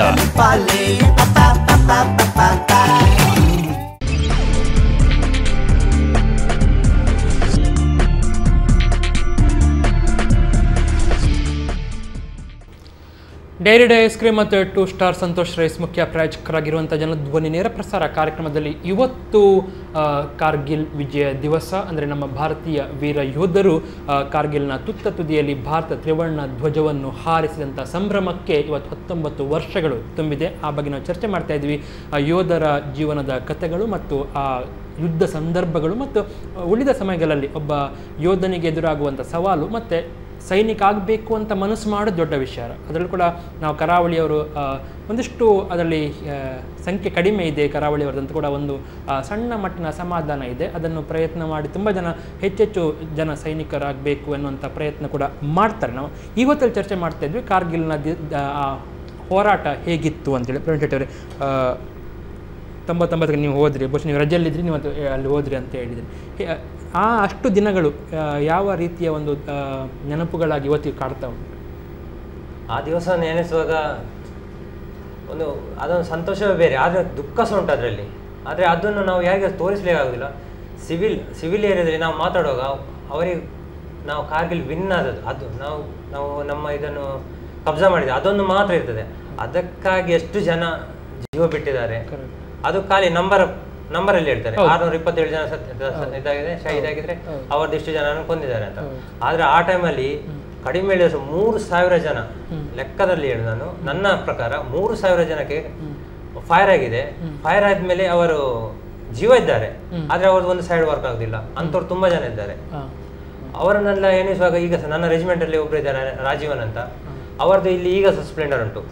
ಅದನ್ನು ಸ್ಪ್ಲೆಂಡರ್ ಅನ್ನು ತೆಗಿದ್ರೆ ಎಲ್ಲೂ ಕಟ್ಟಾಗ್ತದೆ. ಮತ್ತು ಕಿಡ್ನಿಯಲ್ಲಿ ಬುಲೆಟ್ ಉಂಟು, ಆ ಬಾಕ್ಸ್ ಮಾಡಿ ಇಟ್ಟಿದ್ದಾರೆ. ಅದೆಂತ ಮಾಂಸ ಜಾಯಿಂಟ್ ಆಗುವ, ಅದು ಬುಲೆಟ್ ಅನ್ನು ಹೊರಗೆ ಆಗಬೇಕು, ಅಷ್ಟರವರೆಗೆ ಅದು ಇರಲೇಬೇಕು ಒಳಗೆ. ತೆಗಿದ್ರೆ ಸಾಯ್ತಾರೆ. ಅಂಥವರೆಲ್ಲಿದ್ದಾರೆ. ಅವರನ್ನೆಲ್ಲ ಎಣಿಸುವಾಗ ನನಗೆ ಒಂಥರ ಬೇಸರ ಆಗ್ತದೆ. ಆದರೆ ಒಂದು ಖುಷಿ ಹೇಳಿದರೆ, ನಮ್ಮ ಏರಿಯಾದಲ್ಲಿ ಅವರು ಯಾಕೆಂದರೆ ಅವರನ್ನು ಕಾರ್ಗಿಲಲ್ಲಿ ಇದ್ದ ಆತಂಕವಾದಿಗಳು ಅದನ್ನು ಅವರು ಸಹ ಪಾಕಿಸ್ತಾನದವರು ಒಪ್ಪಲಿಲ್ಲ, ಅವರು ನಮ್ಮ ಸೈನಿಕರಂತ ಒಪ್ಪಲಿಲ್ಲ. ಅವರು ಒಪ್ಪಲಿಲ್ಲ. ಯಾಕಂದ್ರೆ ಅವರು ಆ ಏರಿಯಾವನ್ನು ಬಿಟ್ಟು ಹಿಂದೆ ಹೋದ್ರೆ ಸಹ ಸಾಯ್ತಾರೆ, ಆ ಸಿಚುವೇಶನ್ ಅಲ್ಲಿ ಇದ್ರು. ಅದಕ್ಕೆ ಅವರು ನಮ್ಮವರನ್ನು ಸುಸೈಡ್ ಅಟ್ಯಾಕ್ನಾಗೆ, ಅದು ಫಿದೈನ್ ಅಟ್ಯಾಕ್ ಅಂತ ಹೇಳ್ತಾರೆ, ಅಂತ ಟೈಪಲ್ಲಿ ನಮ್ಮ ಮೇಲೆ ಅಟ್ಯಾಕ್ ಮಾಡಿದವರು. ಎಂತ ನಾವು ಉಳಿಯುವುದಿಲ್ಲ. ಆದರೆ ನಮ್ಮ ಒಂದು ಅದನ್ನು ನಮ್ಮದೇ ಪರವಾಗಿ ಇಟ್ಟುಕೊಳ್ಬೇಕು, ನಾವು ಕೊಲ್ಬೇಕು. ಹಾಗೆ ನಮ್ಗೆ ಸಪೋರ್ಟ್, ಆರ್ಟಿ ಸಪೋರ್ಟ್ ಪಾಕಿಸ್ತಾನ ಮಾಡ್ತಿತ್ತು, ಹಾಗೆ ಇತ್ತು. ಆ ಟೈಮಲ್ಲಿ ಹೇಳಿದರೆ ನಮಗೆ ಊಟದ ಸಹ ಫಸ್ಟಿಗೆ ನೆನಪಿರಲಿಲ್ಲ ಊಟ ಮಾಡಲಿಕ್ಕೆ ಉಂಟಾ ಇಲ್ಲ ಅಂತ. ಆದರೆ ನಮಗೆ ಫಸ್ಟಿಗೆ ನಾನು ಇದ್ರ ಶ್ರೀನಗರದಿಂದ ಹೊರಟುವಾಗ ನಮಗೊಂದು ಒಣಗಿದ್ದು ಪೂರಿ, ನಮ್ಕಿನ್ ಪೂರಿ ಅಂತ ಹೇಳ್ತಾರೆ, ಅದು ಕೊಟ್ಟಿದ್ರು. ಮತ್ತು ಕೆಲವೆಲ್ಲ ಶಕ್ಕರ್ ಪಾರ ಹೇಳ್ತಾರೆ, ಅದನ್ನೆಲ್ಲ ಕೊಟ್ಟಿದ್ರು. ಅದು ನಾವು ಪೌಚಲ್ಲಿ ಹಾಕಿ, ಪೌಚ್ ಹೇಳ್ತೇವೆ ಇದರಲ್ಲಿ ಹಾಕಿ ಅದನ್ನು ತಂದಿದ್ದೆ. ಆದರೆ ಅದನ್ನು ತಿನ್ನಲಿಕ್ಕೆ ನಮಗೆ ಸಮಯ ಸಿಕ್ಕಿರಲಿಲ್ಲ. ನಮಗೆ ಕರೆಕ್ಟಾಗಿ ಊಟ ಮಾಡಿ, ಸ್ನಾನ ಅಂತೂ ಮಾಡಲಿಲ್ಲ. 14ನೇ ದಿವಸ ಸ್ನಾನ ಮಾಡಿದ್ದು ನಾವು. ಅದು ಸಹ ಸ್ನಾನ ಮಾಡಲಿಕ್ಕೆ ಹೇಳಿದೆ. ಅದು ನದಿ ಇತ್ತು ನಮ್ಮ ಹತ್ರವೇ, ಬೇದ ಹತ್ರ. ಅದ್ರ ಮೇಲೆ ಐಸಿನ ಇದು ಹೋಗ್ತಾ ಉಂಟು, ಅದರಲ್ಲಿ ಹೇಗೆ ಸ್ನಾನ ಮಾಡೋದು. ಜಸ್ಟ್ ಹೋಗಿ ಅದರಲ್ಲಿ ಮುಳುಗಿ ಸ್ವಲ್ಪ ಇದು ಮಾಡಿ ಬಂದೆ. ಅದು ತುಂಬ ಹೊತ್ತು ನಿಂತರೆ ಸಹ ಅಲ್ಲಿ ಇದಾಗ್ಬೋದು. ಹಾಗೆ ನಮಗೆ ಒಂದು ಇಷ್ಟು ಟೈಮ್ ಜಸ್ಟ್ 5 ಮಿನಿಟಲ್ಲಿ ಹೋಗಿ ಬನ್ನಿ, ಹಾಗೆಲ್ಲ ಸ್ನಾನ ಎಲ್ಲ ಮಾಡಿದ್ದೆ ದಿವಸ. ತಿನ್ನಲಿಕ್ಕೆ ಹಲ್ವಾ ಸಿಕ್ತಿತ್ತು. ಹಲ್ವಾ ಹೇಳಿದರೆ ಸಜ್ಜಿಗೆಯಲ್ಲಿ ಪಾಕ ಮಾಡಿ, ಸಕ್ಕರೆಗೆ ಪಾಕ ಮಾಡಿ ಅದು ಹಲ್ವಾ ಮಾಡ್ತಾರೆ. ಹಲ್ವನ್ನ ಅದೊಂದು ಇಷ್ಟು ಕೊಡ್ತಿದ್ರು. ಅದೊಂದು ಒಂಥರದ ತಾಕಸಿತ್ತು. ಮತ್ತೊಂದು ಕ್ಯಾಲ್ಸಿಯಂನಾಗಿ ಒಂದು ಟ್ಯಾಬ್ಲೆಟ್ ಇತ್ತು, ಅದು ಆಕ್ಸಿಜನಿಗೆ ಶ್ವಾಸ ತೆಗಲಿಕ್ಕೆ ಕಷ್ಟ ಆಗೋದಕ್ಕೆ ಅದನ್ನು ನಾವು ಯೂಸ್ ಮಾಡ್ತಿದ್ದೇವೆ. ಮತ್ತು ಅಲ್ಲಿಂದ ನಮ್ಮ ಲೊಕೇಶನ್ಗೆ ಎಷ್ಟು ಸಲ ಸೆಲ್ ಬಿದ್ದಿದೆ ಅಂತ ಲೆಕ್ಕ ಇಲ್ಲ, ತುಂಬ ಸಲ ಸೆಲ್ ಬಿದ್ದಿದೆ. ಆದರೆ ದೇವರ ದೊಡ್ಡವನು ಉಳಿಸಿದ. ಎಸ್, ಶ್ರೀಪಾದ್ ಅವರೇ, ಆಹಾರದ ಬಗ್ಗೆ ಏನು ಹೇಳ್ತೀರಾ? ಅದೆಲ್ಲ ಗೊತ್ತಿದ್ದೇ ಸೇರಿದ್ರ ಅಥವಾ ಆ ಟೈಮಲ್ಲಿ ಅದು ಒಂದು ಸವಾಲಾಗಿ ಅಥವಾ ಚಾಲೆಂಜ್ ಆಗಿ ಬಂತ? ಹೇಗೆ ಅನ್ನಿಸ್ತಾ ಉಂಟು? ಆಹಾರ ಅಂದರೆ ಟೈಮಲ್ಲಿ ನಾವು ಯೋಚಿಸಲಿಲ್ಲ ಈ ಥರ ಆಹಾರ ಸಿಗ್ತದೆ ಅಂತ. ಯಾಕೆಂದರೆ ನಾವೊಂದು ಆಪ್ರೇಷನ್ ಹೋಗುವಾಗ ಇಷ್ಟು 3 ದಿನ ಆಪ್ರೇಷನ್ ಅಂದರೆ ಒಂದು 25 ನಮ್ಕಿನ್ ಪೂರಿ ಅಂತ ಅದನ್ನೇ ಪ್ಯಾಕ್ ಮಾಡಿ ನಾವು ಅಲ್ಲಿ ಯೂಸ್ ಮಾಡ್ತಿದ್ರು, ಅಂದರೆ ತಿಂತಿದ್ರು. ಆಮೇಲೆ ಚಕ್ಕರ್ಬಾರ ಅಂತ ಅದು ಲೆಕ್ಕ ಪ್ರಕಾರನೇ ನಮ್ಮ ತೊಗೊಂಡು ಹೋಗ್ತಿದ್ರು. ಅಂದರೆ ಅಷ್ಟು ಇದರಿಂದ ನಮಗೆ ಆಮೇಲೆ ನಾವು ಪೀಸಿಗೆ ಬಂದಾಗ ಒಂದು ಒಳ್ಳೆ ಊಟ ಸಿಗ್ತದೆ, ಅದನ್ನು ತೊಗೊಂಡು ನಮಗೆ ಸ್ವಲ್ಪ ಖುಷಿ ಆಗ್ತದೆ. ಕರೆಕ್ಟ್. ಎಸ್ ಸರ್, ಹಾಗಿದ್ರೆ ಬಹುಶಃ ಆಹಾರದ ವಿಷಯ ಬಂದಾಗ ಭಾರತೀಯ ಸೇನೆಯ ಸೈನಿಕರಿಗೆ ನಿಮಗೆ ಏನೋ ವ್ಯತ್ಯಾಸ ಉಂಟಾ ಅಥವಾ ನಿಮ್ಮ ಪರಿಸ್ಥಿತಿ ಕೂಡ ಹೆಚ್ಚು ಕಮ್ಮಿ ಆಗಿರುತ್ತೆ? ಇಲ್ಲ, ನಮ್ಮ ಪರಿಸ್ಥಿತಿ ಸ್ವಲ್ಪ ಭಿನ್ನವಾಗಿದೆ. ಯಾಕಂದ್ರೆ ನಾವು ಹೋಗುವಾಗ ಇವಾಗ ನಮ್ಮ ಕುಕ್ಸು, ಫುಡ್ ಐಟಮ್ಸು, ನೀರು, ಫ್ಯೂಯಲು ಎಲ್ಲ ಒಟ್ಟಿಗೆ ಕೊಂಡು ಹೋಗ್ತೇವೆ. ಅದು ನಮಗೆ ಅಂತ ಆಹಾರದ ಆ ಥರದ ಪ್ರಾಬ್ಲಮ್ ಎಲ್ಲ ಬರುವುದಿಲ್ಲ. ಕೇಸ್ ಕೊಂಡೋದದ್ದು ಶಾರ್ಟ್ ಆದರೆ ರೀಸಪ್ಲೈ ಮಾಡಲಿಕ್ಕೆ ಸ್ವಲ್ಪ ಟೈಮ್ ಹಿಡಿಬೋದು, ಬಟ್ ಅದರಲ್ಲಿ ಅಂಥ ಪ್ರಾಬ್ಲಮ್ ಏನು ಬರಲಿಲ್ಲ ನನ್ನ ಲೈಫಲ್ಲಿ, ಆ ಥರ ಏನಾಗಲಿಲ್ಲ. ನಿಮಗೆ ಕಾರ್ಗಿಲ್ ವಾರ್ ಅಥವಾ ಅದನ್ನು ನೋಡುವಾಗ ಇಂಡೋ ಬಾಂಗ್ಲಾ ವಾರ್ ಗಮನಿಸುವಾಗ, ಅಂದರೆ 71ರಲ್ಲಿ ಏನು ಆಯಿತು ಅಂತ, ಏನು ವ್ಯತ್ಯಾಸ ಅಂತ ಕಾಣ್ತದೆ ಸರ್? ಆಗಿನ ಟೈಮಿಗೂ ಕಾರ್ಗಿಲ್ ವಾರ್ಗೂ ಏನು ವ್ಯತ್ಯಾಸ ಇದ್ದಿರಬಹುದು ಅಂತ ನೀವು ಒಂದು ಅಂದಾಜು ಮಾಡ್ಬೋದು? ವೆಪನ್ಗಳ ವ್ಯತ್ಯಾಸ ಇರ್ಬೋದು, ಅಂದರೆ ಸಫಿಸ್ಟಿಕೇಟೆಡ್ ಆಗ ಕಮ್ಮಿ ಇತ್ತು, ಅದೇನೋ ದೊಡ್ಡ ಡಿಫ್ರೆನ್ಸ್ ನನಗೇನು ಅನ್ನಿಸ್ಲಿಲ್ಲ. ಬಟ್ ಆ 71 ವಾರಲ್ಲಿ ಹೇಗಿತ್ತಂದರೆ ಅದೊಂದು ಬೇರೆನೇ ಥರ. ಅದಕ್ಕೆ ಈ ಥರ ಸಾಫಿಸ್ಟಿಕೇಷನ್ ಇದೆಲ್ಲ ಇರಲಿಲ್ಲ. ಅಂದರೆ ಕ್ಲೈಮೇಟಿಕ್ ಇದು ಕಂಡೀಷನ್ಸ್ ಅಥವಾ ಜಿಯೋಗ್ರಫಿಕಲ್ ಕಂಡೀಷನ್ಸ್ ಈ ಥರ ಇರಲಿಲ್ಲ. ಬಟ್ ಕಾರ್ಗಿಲ್ ಅಂದರೆ ಸ್ಟೀಫ್ ಇಲ್ಲ, ಅದು ಇವನ್ ಮೇಲೆ ಹತ್ತಲಿಕ್ಕೆ ಸಾಧ್ಯ ಇಲ್ಲ ಅಂಥದ್ದು. ಪ್ಲಸ್ ನಮಗೆ ಅದರಲ್ಲಿ ಪೊಲಿಟಿಕಲ್ ಇದರಲ್ಲಿ ಹೇಗೆ ಥರ ಬಂದಿದೆ ಅಂದರೆ ಅಲ್ಲಿ ಇಂಟರ್ನ್ಯಾಷನಲ್ ಬೌಂಡ್ರಿ ಲೈನ್ ಪಾಸ್ ಆಗ್ತದೆ, ಅದನ್ನು ಯಾವುದೇ ಕಾರಣಕ್ಕೆ ದಾಟಬಾರ್ದು as per the international law. So ಅದನ್ನು ದಾಟದೆ ಇರುವ ಒಂದೇ ಪೊಸಿಷನ್ ಮೇಲೆ ಹತ್ತಬೇಕು ಅಂತ ಒಂದು ಪರಿಸ್ಥಿತಿ. ಬಟ್ 71ನಲ್ಲಿ ಅದೆಲ್ಲ ಇರಲಿಲ್ಲ, ಆ ಏರಿಯಾಕ್ಕೆಲ್ಲ ಇದು ಬರಲಿಲ್ಲ. ಓಕೆ ಪ್ರಣ್ ಶೆಟ್ಟಿ ಅವರೇ, ನೀವು ಇದ್ದಷ್ಟು ವರ್ಷ ಅಂದರೆ 16 ವರ್ಷ ಇದ್ರಿ, ಅದರ ಮೊದಲ ಸೈನಿಕರಿಗೂ ಅಥವಾ ಈಗಿನ ಸೈನಿಕರಿಗೂ, ಅಂದರೆ ನೀವು ಈಗ ನಿವೃತ್ತಿ ತೆಗೆದುಕೊಂಡು ಬಂದ ಬಳಿಕ ಆಯುಧದಲ್ಲಿ ಅಥವಾ ಲೈಫ್ ಸ್ಟೈಲಲ್ಲಿ ಅಥವಾ ಚಾಲೆಂಜಸ್ಗಳಲ್ಲಿ ವ್ಯತ್ಯಾಸ ಉಂಟು ಅಂತ ಅನಿಸ್ತಾ ಇದೆ? ಹಾಂ, ತುಂಬ ಉಂಟು. ತುಂಬ ಹೇಳಿದರೆ ಒಂದು ವೆಪನಲ್ಲಿಯೂ ಬಂದಿದೆ. ಯಾಕೆ ಹೇಳಿದರೆ ನಮ್ಮದು ಫಸ್ಟ್ ಇದ್ದದ್ದು ಸೆಲ್ಫ್ ಲೋಡಿಂಗ್ ರೈಫಲ್ ಅಂತ ಇತ್ತದು ಆ ಟೈಮಲ್ಲಿ ಸ್ಟಾರ್ಟಿಂಗ್ ನಾನು ಸೇರುವಾಗ. ಈಗ ಇನ್ಸಾಸ್ ಬಂದಿದೆ, ಇನ್ಸಾಸಲ್ಲಿ ಪಾಯ್ಸನಸ್ ರೌಂಡ್ಸ್ ಬಂದಿದೆ. ಈಗ ವೆಪನ್ ಅಂಥದ್ದೆಲ್ಲ ಬಂದಿದೆ. ಮತ್ತು ಫೆಸಿಲಿಟಿ ಹೇಳಿದರೆ ಡ್ರೆಸ್, ಆ ಟೈಮಲ್ಲಿ ಯೂನಿಫಾರ್ಮ್ ಎಲ್ಲ ನಮಗೆ ಕಡಿಮೆ ಸಿಕ್ಕಿದ್ರೆ ಸಹ ಅದು ಅಷ್ಟು ಒಳ್ಳೆಯದೆಲ್ಲ ಸಿಗ್ತಿರ್ಲಿಲ್ಲ. ಈಗ ಹೇಳಿದರೆ ಯೂನಿಫಾರ್ಮನ್ನು ನಾವು ಚೀತಾ ಡ್ರೆಸ್ ಅಂತ ಹೇಳ್ತೇವೆ, ಅದರಲ್ಲಿ ನೋಡಿದರೆ ಸಹ ನಮ್ಮ ಮೊಣಕಾಲು, ಈ ಗಂಟು ಎಲ್ಲ ಅದನ್ನು ನಾವು ಟ್ರೋಲಿಂಗ್ ಎಲ್ಲ ಮಾಡುವಾಗ ಇದಾಗದಾಗೆ ಡಬಲ್ ಸ್ಟಿಚೆಡ್ ಉಂಟು, ಸ್ಟಿಚೆಡ್ ಡಬಲ್ ಆಗಿ. ಮತ್ತು ಊಟದಲ್ಲಿ ಸಹ ಎಲ್ಲ ವಾರಕ್ಕೆ 3 ದಿವಸ ಚಿಕನ್ ಇಲ್ಲದ್ರೆ ಮಟನ್, ಪರ್ ಡೇ 2 ಎಗ್. ಫುಡ್ಡಿನಲ್ಲಿ ಏನು ಸಹ ಪ್ರಾಬ್ಲಮ್ ಇಲ್ಲ. ಮತ್ತು ಆಗಲೂ ಸೇಮ್ ಈಗಲೂ ಸೇಮ್? ಈಗ ಜಾಸ್ತಿ ಉಂಟು. ಈಗ ಫುಡ್ನಲ್ಲಿ ಮುಂಚಿನ ಈಗ ಪರ್ ಡೇ ಅಂತ ಇರಲಿಲ್ಲ, ಸಪ್ಲೈಯಲ್ಲಿ ಬಂದದನ್ನೇ ನಾವು ಮಾಡಬೇಕು. ಈಗ ಹೇಳಿದರೆ ಸಪ್ಲೈ ಸಹ ಅಂಥವರಿಗೆ ಕಾಂಟ್ಯಾಕ್ಟ್ ಕೊಟ್ಟಿದ್ದಾರೆ, ಒಳ್ಳೊಳ್ಳೆ ಫುಡ್ ಬರ್ತದೆ. ಆ ಟೈಮಲ್ಲಿ 97ನಲ್ಲೆಲ್ಲ ಇದು ಆಟ ಗೋಧಿ ಹಿಟ್ಟು ಅದನ್ನು ಇದು ಮಾಡಿ ಫಿಲ್ಟರ್ ಮಾಡ್ತೇವೆ, ಅದರಲ್ಲಿ ಇಷ್ಟು ಕಸ ಎಲ್ಲ ಸಿಗ್ತಿತ್ತು. ಈಗ ಅಂಥದ್ದು ಒಳ್ಳೆ ಆಟ ಅದೆಲ್ಲ ಫುಡ್ಗೆ ಏನು ಸಹ ತೊಂದರೆ ಇಲ್ಲ. ಮತ್ತು ಒಂದೊಂದು ಅಟ್ಯಾಕಿದ ವಿಷಯ ಹೇಳಿದರೆ ನಮ್ಮವರ ಮೇಲೆ ಅಲ್ಲಿ ಇದೆಲ್ಲ ಮಾಡ್ತಾರೆ, ಕಲ್ಲು ಬಿಸಾಡ್ತಾರೆ. ಆದರೆ ಜಮ್ಮು ಕಾಶ್ಮೀರ ಅದನ್ನು ನಿಲ್ಲಿಸಲಿಕ್ಕೆ ಇಂಡಿಯನ್ ಆರ್ಮಿ ನಿಲ್ಲಿಸ್ತದೆ, ಅದು ನಿಲ್ಲಿಸಲಿಕ್ಕೆ ಇದು ಪವರ್ ಉಂಟು. ಆದರೆ ಅಂತ ಹೇಳಿದ್ರೆ ಹ್ಯೂಮನ್ ರೈಟ್ಸ್ ಅಲ್ಲಿ ಉಂಟು ಲೆಕ್ಕಕ್ಕಿಂತ ಜಾಸ್ತಿ. ಆ ಬಗ್ಗೆ ನಾನು ಮತ್ತೆ ಬರ್ತೇನೆ. ತುಂಬ ಇಂಟ್ರೆಸ್ಟಿಂಗ್ ವಿಷಯ ಅದು. ಜಮ್ಮು ಕಾಶ್ಮೀರದಲ್ಲಿ ಹೇಗೆ ಸೈನಿಕರ ಮೇಲೇ ಅಲ್ಲಿನ ನಾಗರಿಕರು ಮುಗಿಬೀಳ್ತಾರಂತ ಒಂದು ಕರೆಯನ್ನು ಸ್ವೀಕರಿಸಿದ ಬಳಿಕ. ಹಲೋ, ನಮಸ್ತೆ, ಹೇಳಿ. ಹಲೋ, ಮಾತಾಡಿ ಧ್ವನಿ. ನಮಸ್ತೆ. ತಮ್ಮ ಹೆಸರು? ಹಾಂ, ಹೇಳಿ ರಾಜೀವ್ ಕುಲಾಲ್ ಅವರೇ. ಪ್ರವೀಣ್ ಕುಮಾರ್ ಸಾಮಾಜಿಕವಾಗಿ ಭಾರಿ ಒಂದು ಬೀದಿಯ ಬಗ್ಗೆ ಭಾರಿ ಅಭಿಮಾನ ಇದ್ದ. ಮತ್ತೆ ಅವರ ಬಗ್ಗೆ ಹೇಳಿದ್ರೆ ಉತ್ತಮ ಅವರು ಸಾಧಕರು. ಕರೆಕ್ಟ್, ನಿಜ. ಮತ್ತೆ ಅವರ ತಾಯಿ ಉತ್ತಮ ವ್ಯಾಯಾಮ ಮತ್ತು ತುಂಬಾ ಕ್ರೀಡೆಯನ್ನು ಕಲಿಸಿ ಅವರನ್ನು ಉತ್ತಮ ಒಂದು ಇದು ಮಾಡಿದ್ದಾರೆ ಅವರನ್ನು. ತುಂಬ ಒಳ್ಳೆಯ ವಿಚಾರ. ಕರೆಕ್ಟ್. ಎಸ್, ಓಕೆ, ಧನ್ಯವಾದ ಕರೆ ಮಾಡ್ತೀನಿ. ಎಸ್, ನಾನು ಆ ಬಗ್ಗೆ ಮತ್ತೆ ಬರ್ತೀನಿ, ಜಮ್ಮು ಕಾಶ್ಮೀರದ ಬಗ್ಗೆ. ಪ್ರಣ್ ಶೆಟ್ಟಿ ಅವರೇ, ಶ್ರೀಪಾದ್ ಅವರೇ, ಹಾಗಾದರೆ ನೀವು ನನ್ನದೇ ಪ್ರಶ್ನೆ ನಿಮ್ಗೆ ಕೇಳೋದಾದರೆ, ನೀವು ಸೇರುವ ಮೊದಲು ನಿಮಗೆ ಕೊಡ್ತಿದ್ದಂಥ ಸೌಲಭ್ಯಗಳು, ಫಾರ್ ಎಕ್ಸಾಂಪಲ್ ಶೂಸ್, ಬುಟ್ಸ್ ಇರ್ಬೋದು, ಅಥವಾ ಆಯುಧ ಇರ್ಬೋದು, ಅಥವಾ ಡ್ರೆಸ್ ಇರ್ಬೋದು, ಮತ್ತು ಈಗ ವ್ಯತ್ಯಾಸ ಏನು ಇದೆ? 3 ಪೇಸ್ ಮಾಡಿದರೆ ಬಿಫೋರ್ ಯು ಜಾಯಿನ್, ನಿಮ್ಮ ಟೈಮ್ ಮತ್ತು ಈಗ ಏನು ವ್ಯತ್ಯಾಸ ಕಾಣ್ತೀರಿ? ಮೊದಲು ನಾವು ಅಂದರೆ ನಮಗೆ ಸ್ಟೋರ್ನಿಂದ ಫುಡ್ ಮತ್ತು ಯೂನಿಫಾರ್ಮ್ ಎಲ್ಲ ಅಲ್ಲಿ ಇದು ಮಾಡಿ ಸಿಗ್ತಿತ್ತು. ಈಗ ಅಂದರೆ ಏನಾಗಿದೆ, ಈಗ ಸಂಬಳ ಹೆಚ್ಚಾದ ನಂತರ ಎಲ್ಲ ಪೇಮೆಂಟ್ನಲ್ಲಿ ಇದು ಮಾಡೋದು ಅಂದರೆ ತಗೊಳ್ತಾ ಇದೆ ಪೇಮೆಂಟ್ನಲ್ಲಿ. ಇದು ಸ್ಟೋರಿಂದ ಬರೋದು ಅದೆಲ್ಲ ಸ್ಟಾಪ್ ಆಗಿದೆ ಈಗ. ಅಂದರೆ ಮತ್ತು ವೆಪನ್ದಲ್ಲಿ ಅದೇ ಥರ. ಮೊದಲು ವೆಪನ್ ಅಂದರೆ ಒಂದು LMG ಈ ಥರ, ಈಗ ಎಲ್ಲ ಅದಕ್ಕಿಂತ ಒಳ್ಳೆ ಇದು ಬರ್ತಾ ಇದೆ. ನಿಮ್ಮ ಮೊದಲು ಅದಕ್ಕಿಂತ ನಿಮಗಿಂತ ಸ್ವಲ್ಪ ಔಟ್ಡೇಟೆಡ್ ಇತ್ತ, ಅಥವಾ ನಿಮಗೆ ಬಂದ ಮೇಲೆ ಏನಾದರೂ ನೀವು ಸೇರುವಾಗ ಸಿಕ್ಕಿದಂಥ ಆಯುಧಗಳಿಗೂ ನಿಮ್ಮ ಸೀನಿಯರ್ಸ್ಗಳಿಗೆ ಇದ್ದಂಥ ಆಯುಧಗಳ ವ್ಯತ್ಯಾಸ ಇತ್ತು? ಇಲ್ಲ, ಅದೇ ವೆಪನ್ ಇತ್ತು ಆತ ಮೊದಲು, ಮತ್ತು ಈಗ ನಾನು ಇರುವ ಅದೇ ಇತ್ತು. ಇತ್ತೀಚೆಗೆ ಮಾತ್ರ ಬದಲಾವಣೆ. ಓಕೆ, ಸರ್ಜನ್ ರಾಘವನ್ ಭಟ್ ಅವರು, ನಿಮ್ಮ ಟೈಮಲ್ಲಿ ಅದು ಹೇಗೆ? ಕೆಲವು ಚೇಂಜಸ್ ಇತ್ತು, ಆಗ ಒಳ್ಳೊಳ್ಳೆ ಚೇಂಜಸ್ ಆಗಿದೆ. ಜಸ್ಟ್ ಬೇಸಿಕ್ ಹೇಳಬೇಕಂದ್ರೆ, ನಾವು ಸೇರೋ ಮೊದಲು ನಮ್ಮ ಹಿಂದಿನವರಿಗೆ ಕಾಕಿ ಕಾಟನ್ ಯೂನಿಫಾರ್ಮ್ ಇತ್ತು, ದಪ್ಪ ಇತ್ತು. ಅದರಲ್ಲಿ ಸ್ವೆಟ್ಟಿಂಗ್ ಬಂದರೂ ಅದು ಇಲ್ಲಿ ಬಿಳಿ ಅಂಟಿಕೊಳ್ಳೋದು, ಹೊರಗೆ ಹೋಗ್ತಿರ್ಲಿಲ್ಲ. ಅದೇ ನಮ್ಮ ಟೈಮಲ್ಲಿ ಸ್ವಲ್ಪ ಮಾಡಿಫೈ ಆಯ್ತದು, ಅದನ್ನೇ ಟೆರಿಕಾಟ್ ಮಾಡಿದರು. ಸ್ವಲ್ಪ ಇಂಪ್ರೂವ್ಮೆಂಟ್, ಲೈಟ್ ವೆಯ್ಟ್ ಆಯ್ತು. ಮೊದಲು ಹೆವಿ ಇತ್ತು, ಈಗ ಸ್ವಲ್ಪ ಲೈಟ್ ವೆಯ್ಟ್ ಆಯಿತು, ಈಸಿ. ಆದರೆ ನಾವು ಬಿಟ್ಟ ಮೇಲೆ ಅದರ ಕಲರೇ ಚೇಂಜ್ ಮಾಡಿದರು. ಕಾಕಿ ಹೋಗಿ ಬ್ಲ್ಯಾಕ್ ಪ್ಯಾಂಟ್ ಮತ್ತು ಬ್ಲೂ ಶರ್ಟ್ ಬಂತು. ಈಗಿನವರೆಲ್ಲ ಬ್ಲೂ ಶರ್ಟ್ ನೀವು ನೋಡಿರ್ಬೋದು. ಬೆಲ್ಟ್ ಸಹ ಲೈಟ್ ಬೆಲ್ಟ್. ಸೊ ತುಂಬ ಇಂಪ್ರೂವ್ಮೆಂಟ್ ಆಗಿದೆ ಅದರಲ್ಲಿ.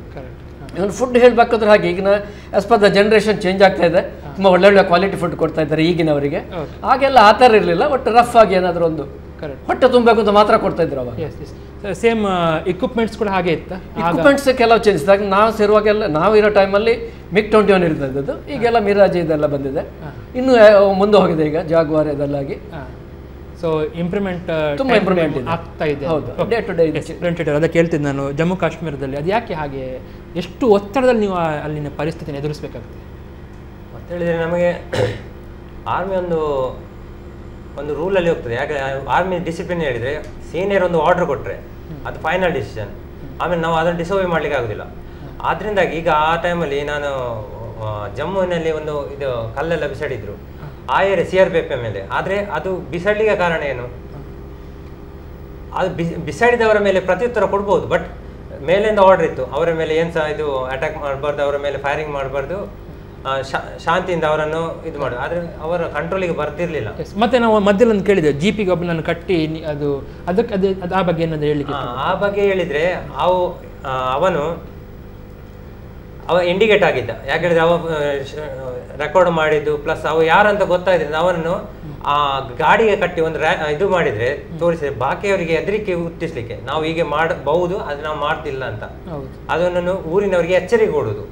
ಅದನ್ನು ಮಾಡಲೇಬೇಕು. ಅದೊಂದು ಹೇಳಿದ್ರೆ ಅದೊಂದು ಡ್ರಿಲ್ ಅಲ್ಲಿ ಬರ್ತದೆ, ಅವರಿಗೆ ಅದನ್ನು ತೋರಿಸಿದ್ರೆ ಮಾತ್ರ ಅವರು ಹೀಗೆ ನೆಕ್ಸ್ಟ್ ಉಳಿದವರು ಮಾಡುದಿಲ್ಲ ಅಂತ. ಅದೊಂದು ನಮ್ಮ ಆರ್ಮಿ ರೂಲ್.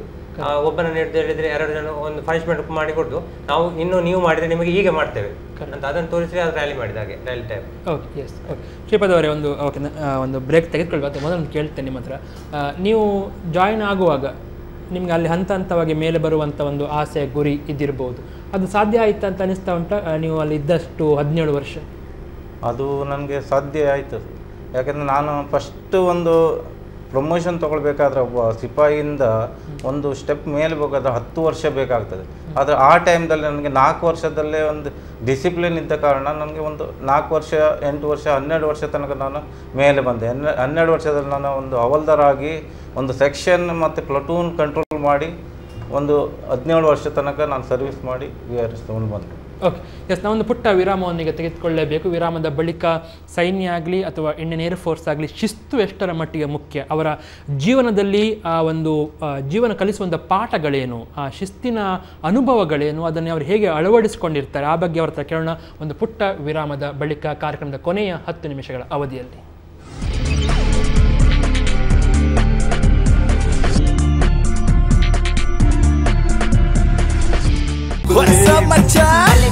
ನಮ್ಮ ಟಿವಿ ಫೇಸ್ಬುಕ್ ಪೇಜ್ ನ ಲೈಕ್ ಮಾಡಿ, ಯೂಟ್ಯೂಬ್ ಚಾನೆಲ್ ನ ಸಬ್ಸ್ಕ್ರೈಬ್ ಮಾಡಿ, ನಮ್ಮ ಎಲ್ಲಾ ಯೂಟ್ಯೂಬ್ ವಿಡಿಯೋ ಅಪ್ಡೇಟ್ಸ್ಗೆ ಬೆಲ್ ಐಕಾನ್ ಕ್ಲಿಕ್ ಮಾಡಿ.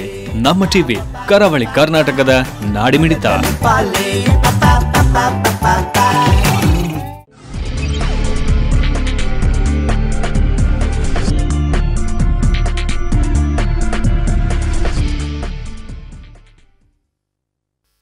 Dairy Day 2 star Santosh rice ಮುಖ್ಯ ಪ್ರಾಯೋಜಕರಾಗಿರುವಂಥ ಜನಧ್ವನಿ ನೇರ ಪ್ರಸಾರ ಕಾರ್ಯಕ್ರಮದಲ್ಲಿ ಇವತ್ತು ನಾವು ಕಾರ್ಗಿಲ್ ವಿಜಯ ದಿವಸದ ಸಂಭ್ರಮದಲ್ಲಿದ್ದೇವೆ. ಅಫ್ಕೋರ್ಸ್ ನಮ್ಮ ಸೈನಿಕರಿಗೆ ಅದರೆಲ್ಲ ಒಂದು ಕ್ರೆಡಿಟ್ ಹೋಗಬೇಕು. ಅವರು ಅಷ್ಟು ಹೋರಾಟ ಮಾಡಿ ತಂದು ಕೊಟ್ಟಂಥ ಒಂದು ಸಂಭ್ರಮವನ್ನು ನಾವು ಇವತ್ತು ಆಚರಿಸ್ತಾ ಇದ್ದೇವೆ ಅಂತೇಳಿ.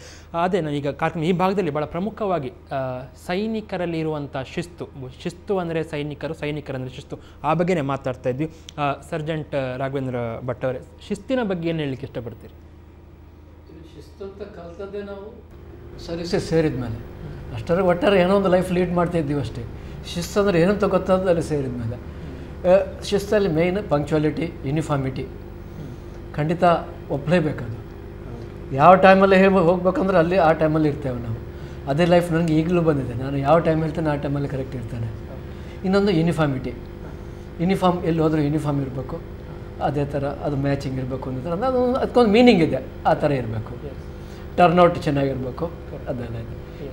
ಶಿಸ್ತಲ್ಲಿ ತುಂಬ ಇಂಪ್ರೂವ್ಮೆಂಟ್ ಇದೆ. ಎಸ್, ಶ್ರೀಪಾದ್ ಅವರೇ, ಶಿಸ್ತಿನ ಬಗ್ಗೆ ಶಿಸ್ತು ಅಂದರೆ ನಮಗೆ ಸೀನಿಯರ್ ಏನು ಹೇಳ್ತಾರೆ ಅದಕ್ಕೆ ನಾವು ಉಲ್ಟಾ ರಿಪ್ಲೈ ಕೊಡ್ಲಿಕ್ಕೆ ಹೋಗ್ಬಾರ್ದು. ಸೀನಿಯರ್ ಅದೇ ಕರೆಕ್ಟ್ ಅಂತ ಇದು ಮಾಡಿ ನಾವು ಫಾರ್ವರ್ಡ್ ಇದು ಮಾಡಬೇಕು. ಆಮೇಲೆ ನಮ್ಮ ಒಂದು ಟೈಮ್ ಪಂಕ್ಚುಯಾಲಿಟಿ, ಯಾವುದೇ ವರ್ಕಿಗೆ ನಾವು ಕಳಿಸಿದ ತಕ್ಷಣ ಅದು ಎಷ್ಟು ಮುಗಿದಿದೆ ಎಷ್ಟು ಬಾಕಿ ಇದೆ ಅಂತ ಒಂದು ಟೈಮ್ ಪಂಕ್ಚುಯಾಲಿಟಿ ಹೋಗಿ ಅವ್ರು ಫೀಡ್ಬ್ಯಾಕ್ ಕೊಡಬೇಕು. ಒಂದು ವೇಳೆ ನಾವು ಫೀಡ್ಬ್ಯಾಕ್ ಕೊಡಲಿಲ್ಲ ಅವ್ರಿಗೆ ಗೊತ್ತಾಗೋದು ನಾವು ಮಾಡಿದ ಕೆಲಸನೂ ಗೊತ್ತಾಗೋದು ಎಷ್ಟಾಗಿದೆ ಅಂತ. ಅದು ಒಂದು ಮುಖ್ಯ. ಮತ್ತು ಶಿಸ್ತು ಅಂದರೆ ನಾವು ಅಲ್ಲಿಂದನೇ ನಾವು ಕಲ್ತಿದ್ದು ಮಿಲಿಟರಿ ಶಿಸ್ತು ಹೇಗಿರ್ತದೆ, ಹೇಗೆ ನಾವು ಅದೇ ಇದರಲ್ಲಿ ಇನ್ನೂ ತನಕ ಅದರಲ್ಲೇ ಇದ್ದೇವೆ. ಶಿಸ್ತು ಹೇಳಿದರೆ ಆರ್ಮಿಯಲ್ಲಿ ನಾವು ಸೇರುವಾಗ ಸಿವಿಲಿಯನ್ ಆಗಿರ್ತೇವೆ. ಸಿವಿಲಿಯನ್ನಿಂದ ಆರ್ಮಿಗೆ ಸೇರಿದ್ದು ಆ ಟೈಮಲ್ಲಿ ನಾವು ಸಿವಿಲ್ ಡಿಸಿಪ್ಲಿನ್, ಈಗ ಇನ್ಶರ್ಟ್ ಮಾಡುವ ಒಂದು ಡಿಸಿಪ್ಲಿನ್ ಇರ್ತದೆ ನಮ್ಮದ್ರಲ್ಲಿ. ಈಗ 4 ಬಟನ್ ಕೆಳಗೆ ಉಂಟು. ಬಟ್ ಆರ್ಮಿಯಲ್ಲಿ ಡಿಸಿಪ್ಲಿನ್ ಇನ್ಸರ್ಟ್ ಮಾಡುವಾಗ ಖಾಲಿ 3 ಬಟನ್ ಕಾಣಬೇಕು, 4ನೇದು ಕಾಣಬಾರ್ದು. ಅದು ಡಿಸಿಪ್ಲಿನ್ ಆ್ಯಕ್ಷನ್ ಆಗ್ತದೆ. ಅಲ್ಲಿಂದ ಶಿಸ್ತು drill is the rock of discipline ಅಂತ ಹೇಳ್ತಾರೆ. ಆರ್ಮಿದ ಎಲ್ಲ ಬೋರ್ಡಲ್ಲೆಲ್ಲ ಬರೀತಾರೆ. ಯಾಕೆ ಹೇಳಿದರೆ ಡ್ರಿಲ್, ಆರ್ಮಿಯಲ್ಲಿ ಒಂದು ಡ್ರಿಲ್ ಕಳಿಸಿದ್ದು, ಆ ಡ್ರಿಲ್ಲಿಂದ ಡ್ರಿಲ್ ಇದು ಪ್ರೇಡಿಗೆ ಫಸ್ಟ್ ಅಟೆಂಡ್ ಮಾಡಿದ ಮೇಲೆ ಅವನಿಗೆ ಅದರಲ್ಲಿ ಕಲಿಸ್ಕೊಡ್ತಾರೆ ಅವನ ಡಿಸಿಪ್ಲಿನ್ ಏನಂತ. ಯಾಕೆ ಹೇಳಿದರೆ ಒಂದು ಊರಿನವರು ಒಂದು 20 ಜನ ರೋಡಲ್ಲಿ ಹೋಗ್ತಿದ್ದಾರೆ, ನಮಗೆ ಅದರ ಸೌಂಡ್ ಗೊತ್ತಾಗ್ತದೆ. 20 ಜನ 20 ಸ್ಟೆಪ್. ಆದರೆ ಆರ್ಮಿಯವರು 100 ಜನ ಹೋಗ್ತಾರೆ, ಇಲ್ಲ 1000 ಜನ ಹೋಗ್ತಾರೆ. ಅವ್ರದ್ದು ಒಂದೇ ವಾಯ್ಸ್, ಟಕ್ ಟಕ್ ಟಕ್ ಟಕ್, ಒಂದೇ ವಾಯ್ಸ್ ಬರ್ತದೆ. ಅಲ್ಲಿಂದ ಸ್ಟಾರ್ಟ್ ಆಗ್ತದೆ ಡಿಸಿಪ್ಲಿನ್. ಅದರಿಂದಾಗಿ ನಮ್ಮ ಡಿಸಿಪ್ಲಿನ್ ನಮ್ಮ ಸೀನಿಯರಿಟಿ ಜೂನಿಯರನ್ನು ನಾವು ಕಂಟ್ರೋಲ್ ಮಾಡೋದು. ನಾವು ಏನು ಇವರ ಹೆಸರು ಹೇಳಿದಾಗೆ ನಾವು ಹೇಳಿದ್ದನ್ನು ಅವರು ಪಾಲನೆ ಮಾಡಬೇಕು. ಅದು ಒಂದು ಡಿಸಿಪ್ಲಿನಲ್ಲಿ ಬರ್ತದೆ. ಮತ್ತು ಆರ್ಡರ್ ಕೊಟ್ಟದನ್ನು ಯಾರು ಸಹ ಡಿಸೋಬೇ ಮಾಡ್ಬೋದು. ಆದರೆ ಆರ್ಮಿಯಲ್ಲಿ ಒಂದು ಆರ್ಡರ್ ಕೊಟ್ಟರೆ ಅದನ್ನು ಪಾಲನೆ ಮಾಡಲೇಬೇಕು. ಪಾಲನೆ ಮಾಡಿದ ನಂತರ ಅದರಲ್ಲಿ ಏನು ಫಾಲ್ಟ್ ಉಂಟಂತ ಆಮೇಲೆ ಹೇಳಬೇಕು. ಅದು ಡಿಸಿಪ್ಲಿನಲ್ಲಿ ಬರ್ತದೆ. ಸೊ ರಾಘವೇಂದ್ರ ಭಟ್ ಅವರು, ಈಗ ಪ್ರಶ್ನೆ ಇರೋದು, ಪ್ರತಿಯೊಬ್ಬ ಸೈನಿಕರ ತನ್ನ ಎದೆ ಮೇಲೆ ಮೆಡ್ಲ್ಗಳನ್ನು ಹಾಕಬೇಕು, ಜಾಸ್ತಿ ಬರಬೇಕು ಅಂತ ಬಯಸ್ತಾನೆ. ಪ್ರತಿಯೊಂದು ಮೆಡ್ಲನ್ನು ಪಡೆಯುವಾಗ ಒಂದು ಉತ್ಸಾಹ, ಒಂದು ಖುಷಿ, ಸಂಭ್ರಮ ಜಾಸ್ತಿ ಆಗುತ್ತೆ. ಸೊ ನಿಮಗೆ ನೆನಪಿನಲ್ಲಿರುವಂಥ ಘಟನೆಗಳನ್ನು ಏನು ಹೇಳಲಿಕ್ಕೆ ಇಷ್ಟಪಡ್ತೀವಿ? ಖಂಡಿತ ಒಂದು ಅದು ಹೆಮ್ಮೆ ವಿಷಯ ಮೆಡಲ್ ಸಿಗೋದು ಅಂದರೆ. ಮೆಡಲ್ ಅಂದರೆ ಒಂದು ನಾವು ಅಚೀವ್ ಮಾಡಿರ್ಬೇಕಂಥದ್ದು ಏನಾದರೂ. ಆಗ CO ನಮ್ಮ ರೆಜಿಮೆಂಟ್ ಮುಂದೆ ನಮ್ಮ ಪೆರೇಡ್ ಮುಂದೆ ಕರೆದು ಒಂದು ಮೆಡಲ್ ಸಿಕ್ಕಿಸೋದು, ಅಷ್ಟು ಜನರ ಮುಂದೆ ತಗೊಳ್ಳೋದು, ಇಟ್ಸ್ ಎ ಪ್ರೌಡ್. ಸೊ ಅದಕ್ಕೋಸ್ಕರ ಎಷ್ಟೋ ಜನ ಅಂಥದ್ದು ಇದೆಲ್ಲ ಮಾಡ್ತಾರೆ. ಕಾಂಪಿಟೇಷನ್ ಇರುತ್ತಾ, ನಾನು ಜಾಸ್ತಿ ಪಡಬೇಕು, ನನಗೆ ಸಾಧನೆ ಜಾಸ್ತಿ ಮಾಡಬೇಕು, ಎಲ್ಲ ಕಡೆ ಖಂಡಿತ ಇದ್ದೇ ಇರ್ತದೆ ಅದು. ಅಂದರೆ ನಮಗೇನು ಮಾಡ್ತಾರೆ, ಎವ್ರಿ ಇಯರ್ ಅಸೆಸ್ಮೆಂಟ್ ಮಾಡ್ತಾರೆ. ಅಸೆಸ್ಮೆಂಟ್ ಅದು CO ರಿಪೋರ್ಟ್ ಬರ್ತಾರೆ, ಅದ್ರ ಮೇಲೆ ಗ್ರೇಡಿಂಗ್ ಬರ್ತದೆ, ಮಾರ್ಕ್ಸ್ ಬರ್ತದೆ, ಅದ್ರ ಮೇಲೆ ಸಿಲೆಕ್ಟ್ ಆಗ್ತದೆ ಅದು. ಸೊ ಅದು ಎವ್ರಿ ಇಯರ್ದು ಪ್ರೋಗ್ರೆಸ್ ಮೇಲೆ ಬರ್ತದೆ ಅದು. ಕರೆಕ್ಟ್. ಶ್ರೀಪಾದ್ ಅವರು, ಅಪ್ರಿಸಿಯೇಷನ್ ಸಿಗುವಾಗ ಎಷ್ಟು ಖುಷಿ ಆಗುತ್ತೆ? ಒಂದು ಬೆಂತಟ್ಟುವಂಥ ಪ್ರಕ್ರಿಯೆ ಹೇಗಿತ್ತು ನಿಮ್ಮ ಆ ಟೈಮಲ್ಲಿ? ಖುಷಿ ಅಂದರೆ ನಾವು ಆ ಒಂದು ಮೆಡಲ್ ತೊಗೊಳ್ಬೇಕಾದ್ರೆ ಬಹಳ ಒಂದು ಇದು. ಯಾಕೆಂದರೆ ಆ ಜಾಗದಲ್ಲಿ ನಾವು ಒಂದು 90 ಡೇಸ್ ಸರ್ವಿಸ್ ಮಾಡಿದ್ರೇ ನಮಗೆ ಆ ಮೆಡಲ್ ಆಥರೈಜ್ ಇರ್ತದೆ. ಅಂದರೆ ಆ ಮೆಡಲ್ ಸಿಕ್ಕಿದ ನಂತರ ನಾವು ಒಂದು ಆ ಶರ್ಟ್ನಲ್ಲಿ ಇಡುವಾಗ ಒಂದು ಭಾಳ ಖುಷಿ ಆಗ್ತದೆ. ಅಂದರೆ ಜನರು ನೋಡೋದು ಮೆಡಲೇ. ಒಂದು ಸೈನ್ಯದಲ್ಲಿ ನೋಡಿ ಹೇಗೆ ಮೆಡಲ್ ಹಾಕಿದ್ದಾರೆ ಅಂತ, ಅದು ಒಂದು ಇದು ಇರ್ತದೆ. ಮೆಡಲ್ ಹಾಕೋದು ಹೇಳಿದರೆ ಅದು ಅದಕ್ಕೆ ಸಹ ಒಂದು ಏನಾದರೂ ಸಾಧಿಸಿದರೆ ಮಾತ್ರ ಅಂತ ಮೆಡಲ್ ಸಿಗೋದು. ಈಗ ನನಗೆ ಪ್ರೌಡ್ ಆಗ್ತದೆ. ನಾನೀಗ ಮೆಡಲ್ ಇಲ್ಲಿ ಅಂತ ಇಲ್ಲ, ನಾನು ಕೆಲವೆಲ್ಲ ಸ್ಕೂಲ್ ಪ್ರೋಗ್ರಾಮ್ ಚಿಕ್ಕ ಮಕ್ಕಳು ಇರ್ತಾರೆ, ಬೇಕಂತಲೇ ಹಾಕಿಕೊಂಡು ಹೋಗೋದು. ಯಾಕೆ ಹೇಳಿದರೆ ಆ ಮಕ್ಕಳಿಗೆ ಒಂದು ನನ್ನ ಮೇಲೆ ಚಾಲೆಂಜ್ ಬರಬೇಕು. ಇವನಿಗೆ 8 ಮೆಡಲ್ ಉಂಟು, ನಾನು ಆರ್ಮಿಗೆ ಸೇರಿ 10 ಮೆಡಲ್ ಸಿಗಬೇಕು ನನಗೆ ಹಾಗೆ. ಆದರೆ ಕೆಲವೆಲ್ಲ ಮೆಡಲ್ ಈಗ ಆರ್ಮಿ ಸೇರಿದರೆ ಸಿಗೋದಿಲ್ಲ. ಯಾಕೆ ಹೇಳಿದರೆ ಇದೊಂದು ಮೆಡಲ್ ಉಂಟು, ಇದು ಆಪರೇಷನ್ ವಿಜಯ್ ಸ್ಟಾರ್ ಮೆಡಲ್ ಅಂತ. ಇದು ಖಾಲಿ ಕಾರ್ಗಿಲ್ ವಾರಲ್ಲಿ ಇದ್ದವರಲ್ಲ, ಕಾರ್ಗಿಲ್ ಅಟ್ಯಾಕ್ ಅಲ್ಲಿ ಇದ್ದವರಿಗೆ ಸಿಕ್ಕಿದ್ದು. ನಮ್ಮ ಜಿಲ್ಲೆಯಲ್ಲಿ ನೀವು ಒಬ್ಬರಿಗೆ ಮಾತು ಸಿಕ್ಕಿಲ್ಲ. ದಕ್ಷಿಣ ಐ ಥಿಂಕ್ ನನ್ನ ಹತ್ರ ಮಾತ್ರ ಇರೋದು. ಹಾಗೆ ಆಪರೇಷನ್ ವಿಜಯ್ ಮೆಡಲ್ ಎಲ್ಲ ಹತ್ರ ಉಂಟು. ಸಾಧಾರಣವಾಗಿ AS ಇದು ಮತ್ತೆ ಮೆಕ್ನೈಸ್ ಇದು 1-2 ಜನ, ಮತ್ತು 28 ರಾಷ್ಟ್ರೀಯ ರೈಫಲ್ ಅವರ ಹತ್ರ ಉಂಟು. ಆಪರೇಷನ್ ವಿಜಯ್ ಮೆಡಲ್ ಅಂತ. ಆದರೆ ಆಪರೇಷನ್ ವಿಜಯ್ ಸ್ಟಾರ್ ಅಂತ ನನ್ನ ಹತ್ರ ಅದು ನನಗೆ ತುಂಬ ಪ್ರೌಡ್. ಯಾಕೆ ಹೇಳಿದ್ರೆ ನನಗೆ ಪ್ರೌಡ್ ಹೇಳಿದೆ ಇದೆ, ಬೇರೆಯವರಿಗೆ ಬೇಸರ ಆಗಿದೆ. ಆದರೆ ನನಗೆ ಇಂಥದ್ದೊಂದು ಸಾಧನೆ ಮಾಡಿ, ಯಾಕೆ ಹೇಳಿದ್ರೆ ಆರ್ಮಿಯಲ್ಲಿ 100ರಲ್ಲಿ ಇಂಥ ಸಾಧನೆ ಮಾಡಲಿಕ್ಕೆ ಒಂದು 10 ಜನಕ್ಕೆ ಮಾತ್ರ ಚಾನ್ಸ್ ಸಿಗೋದು.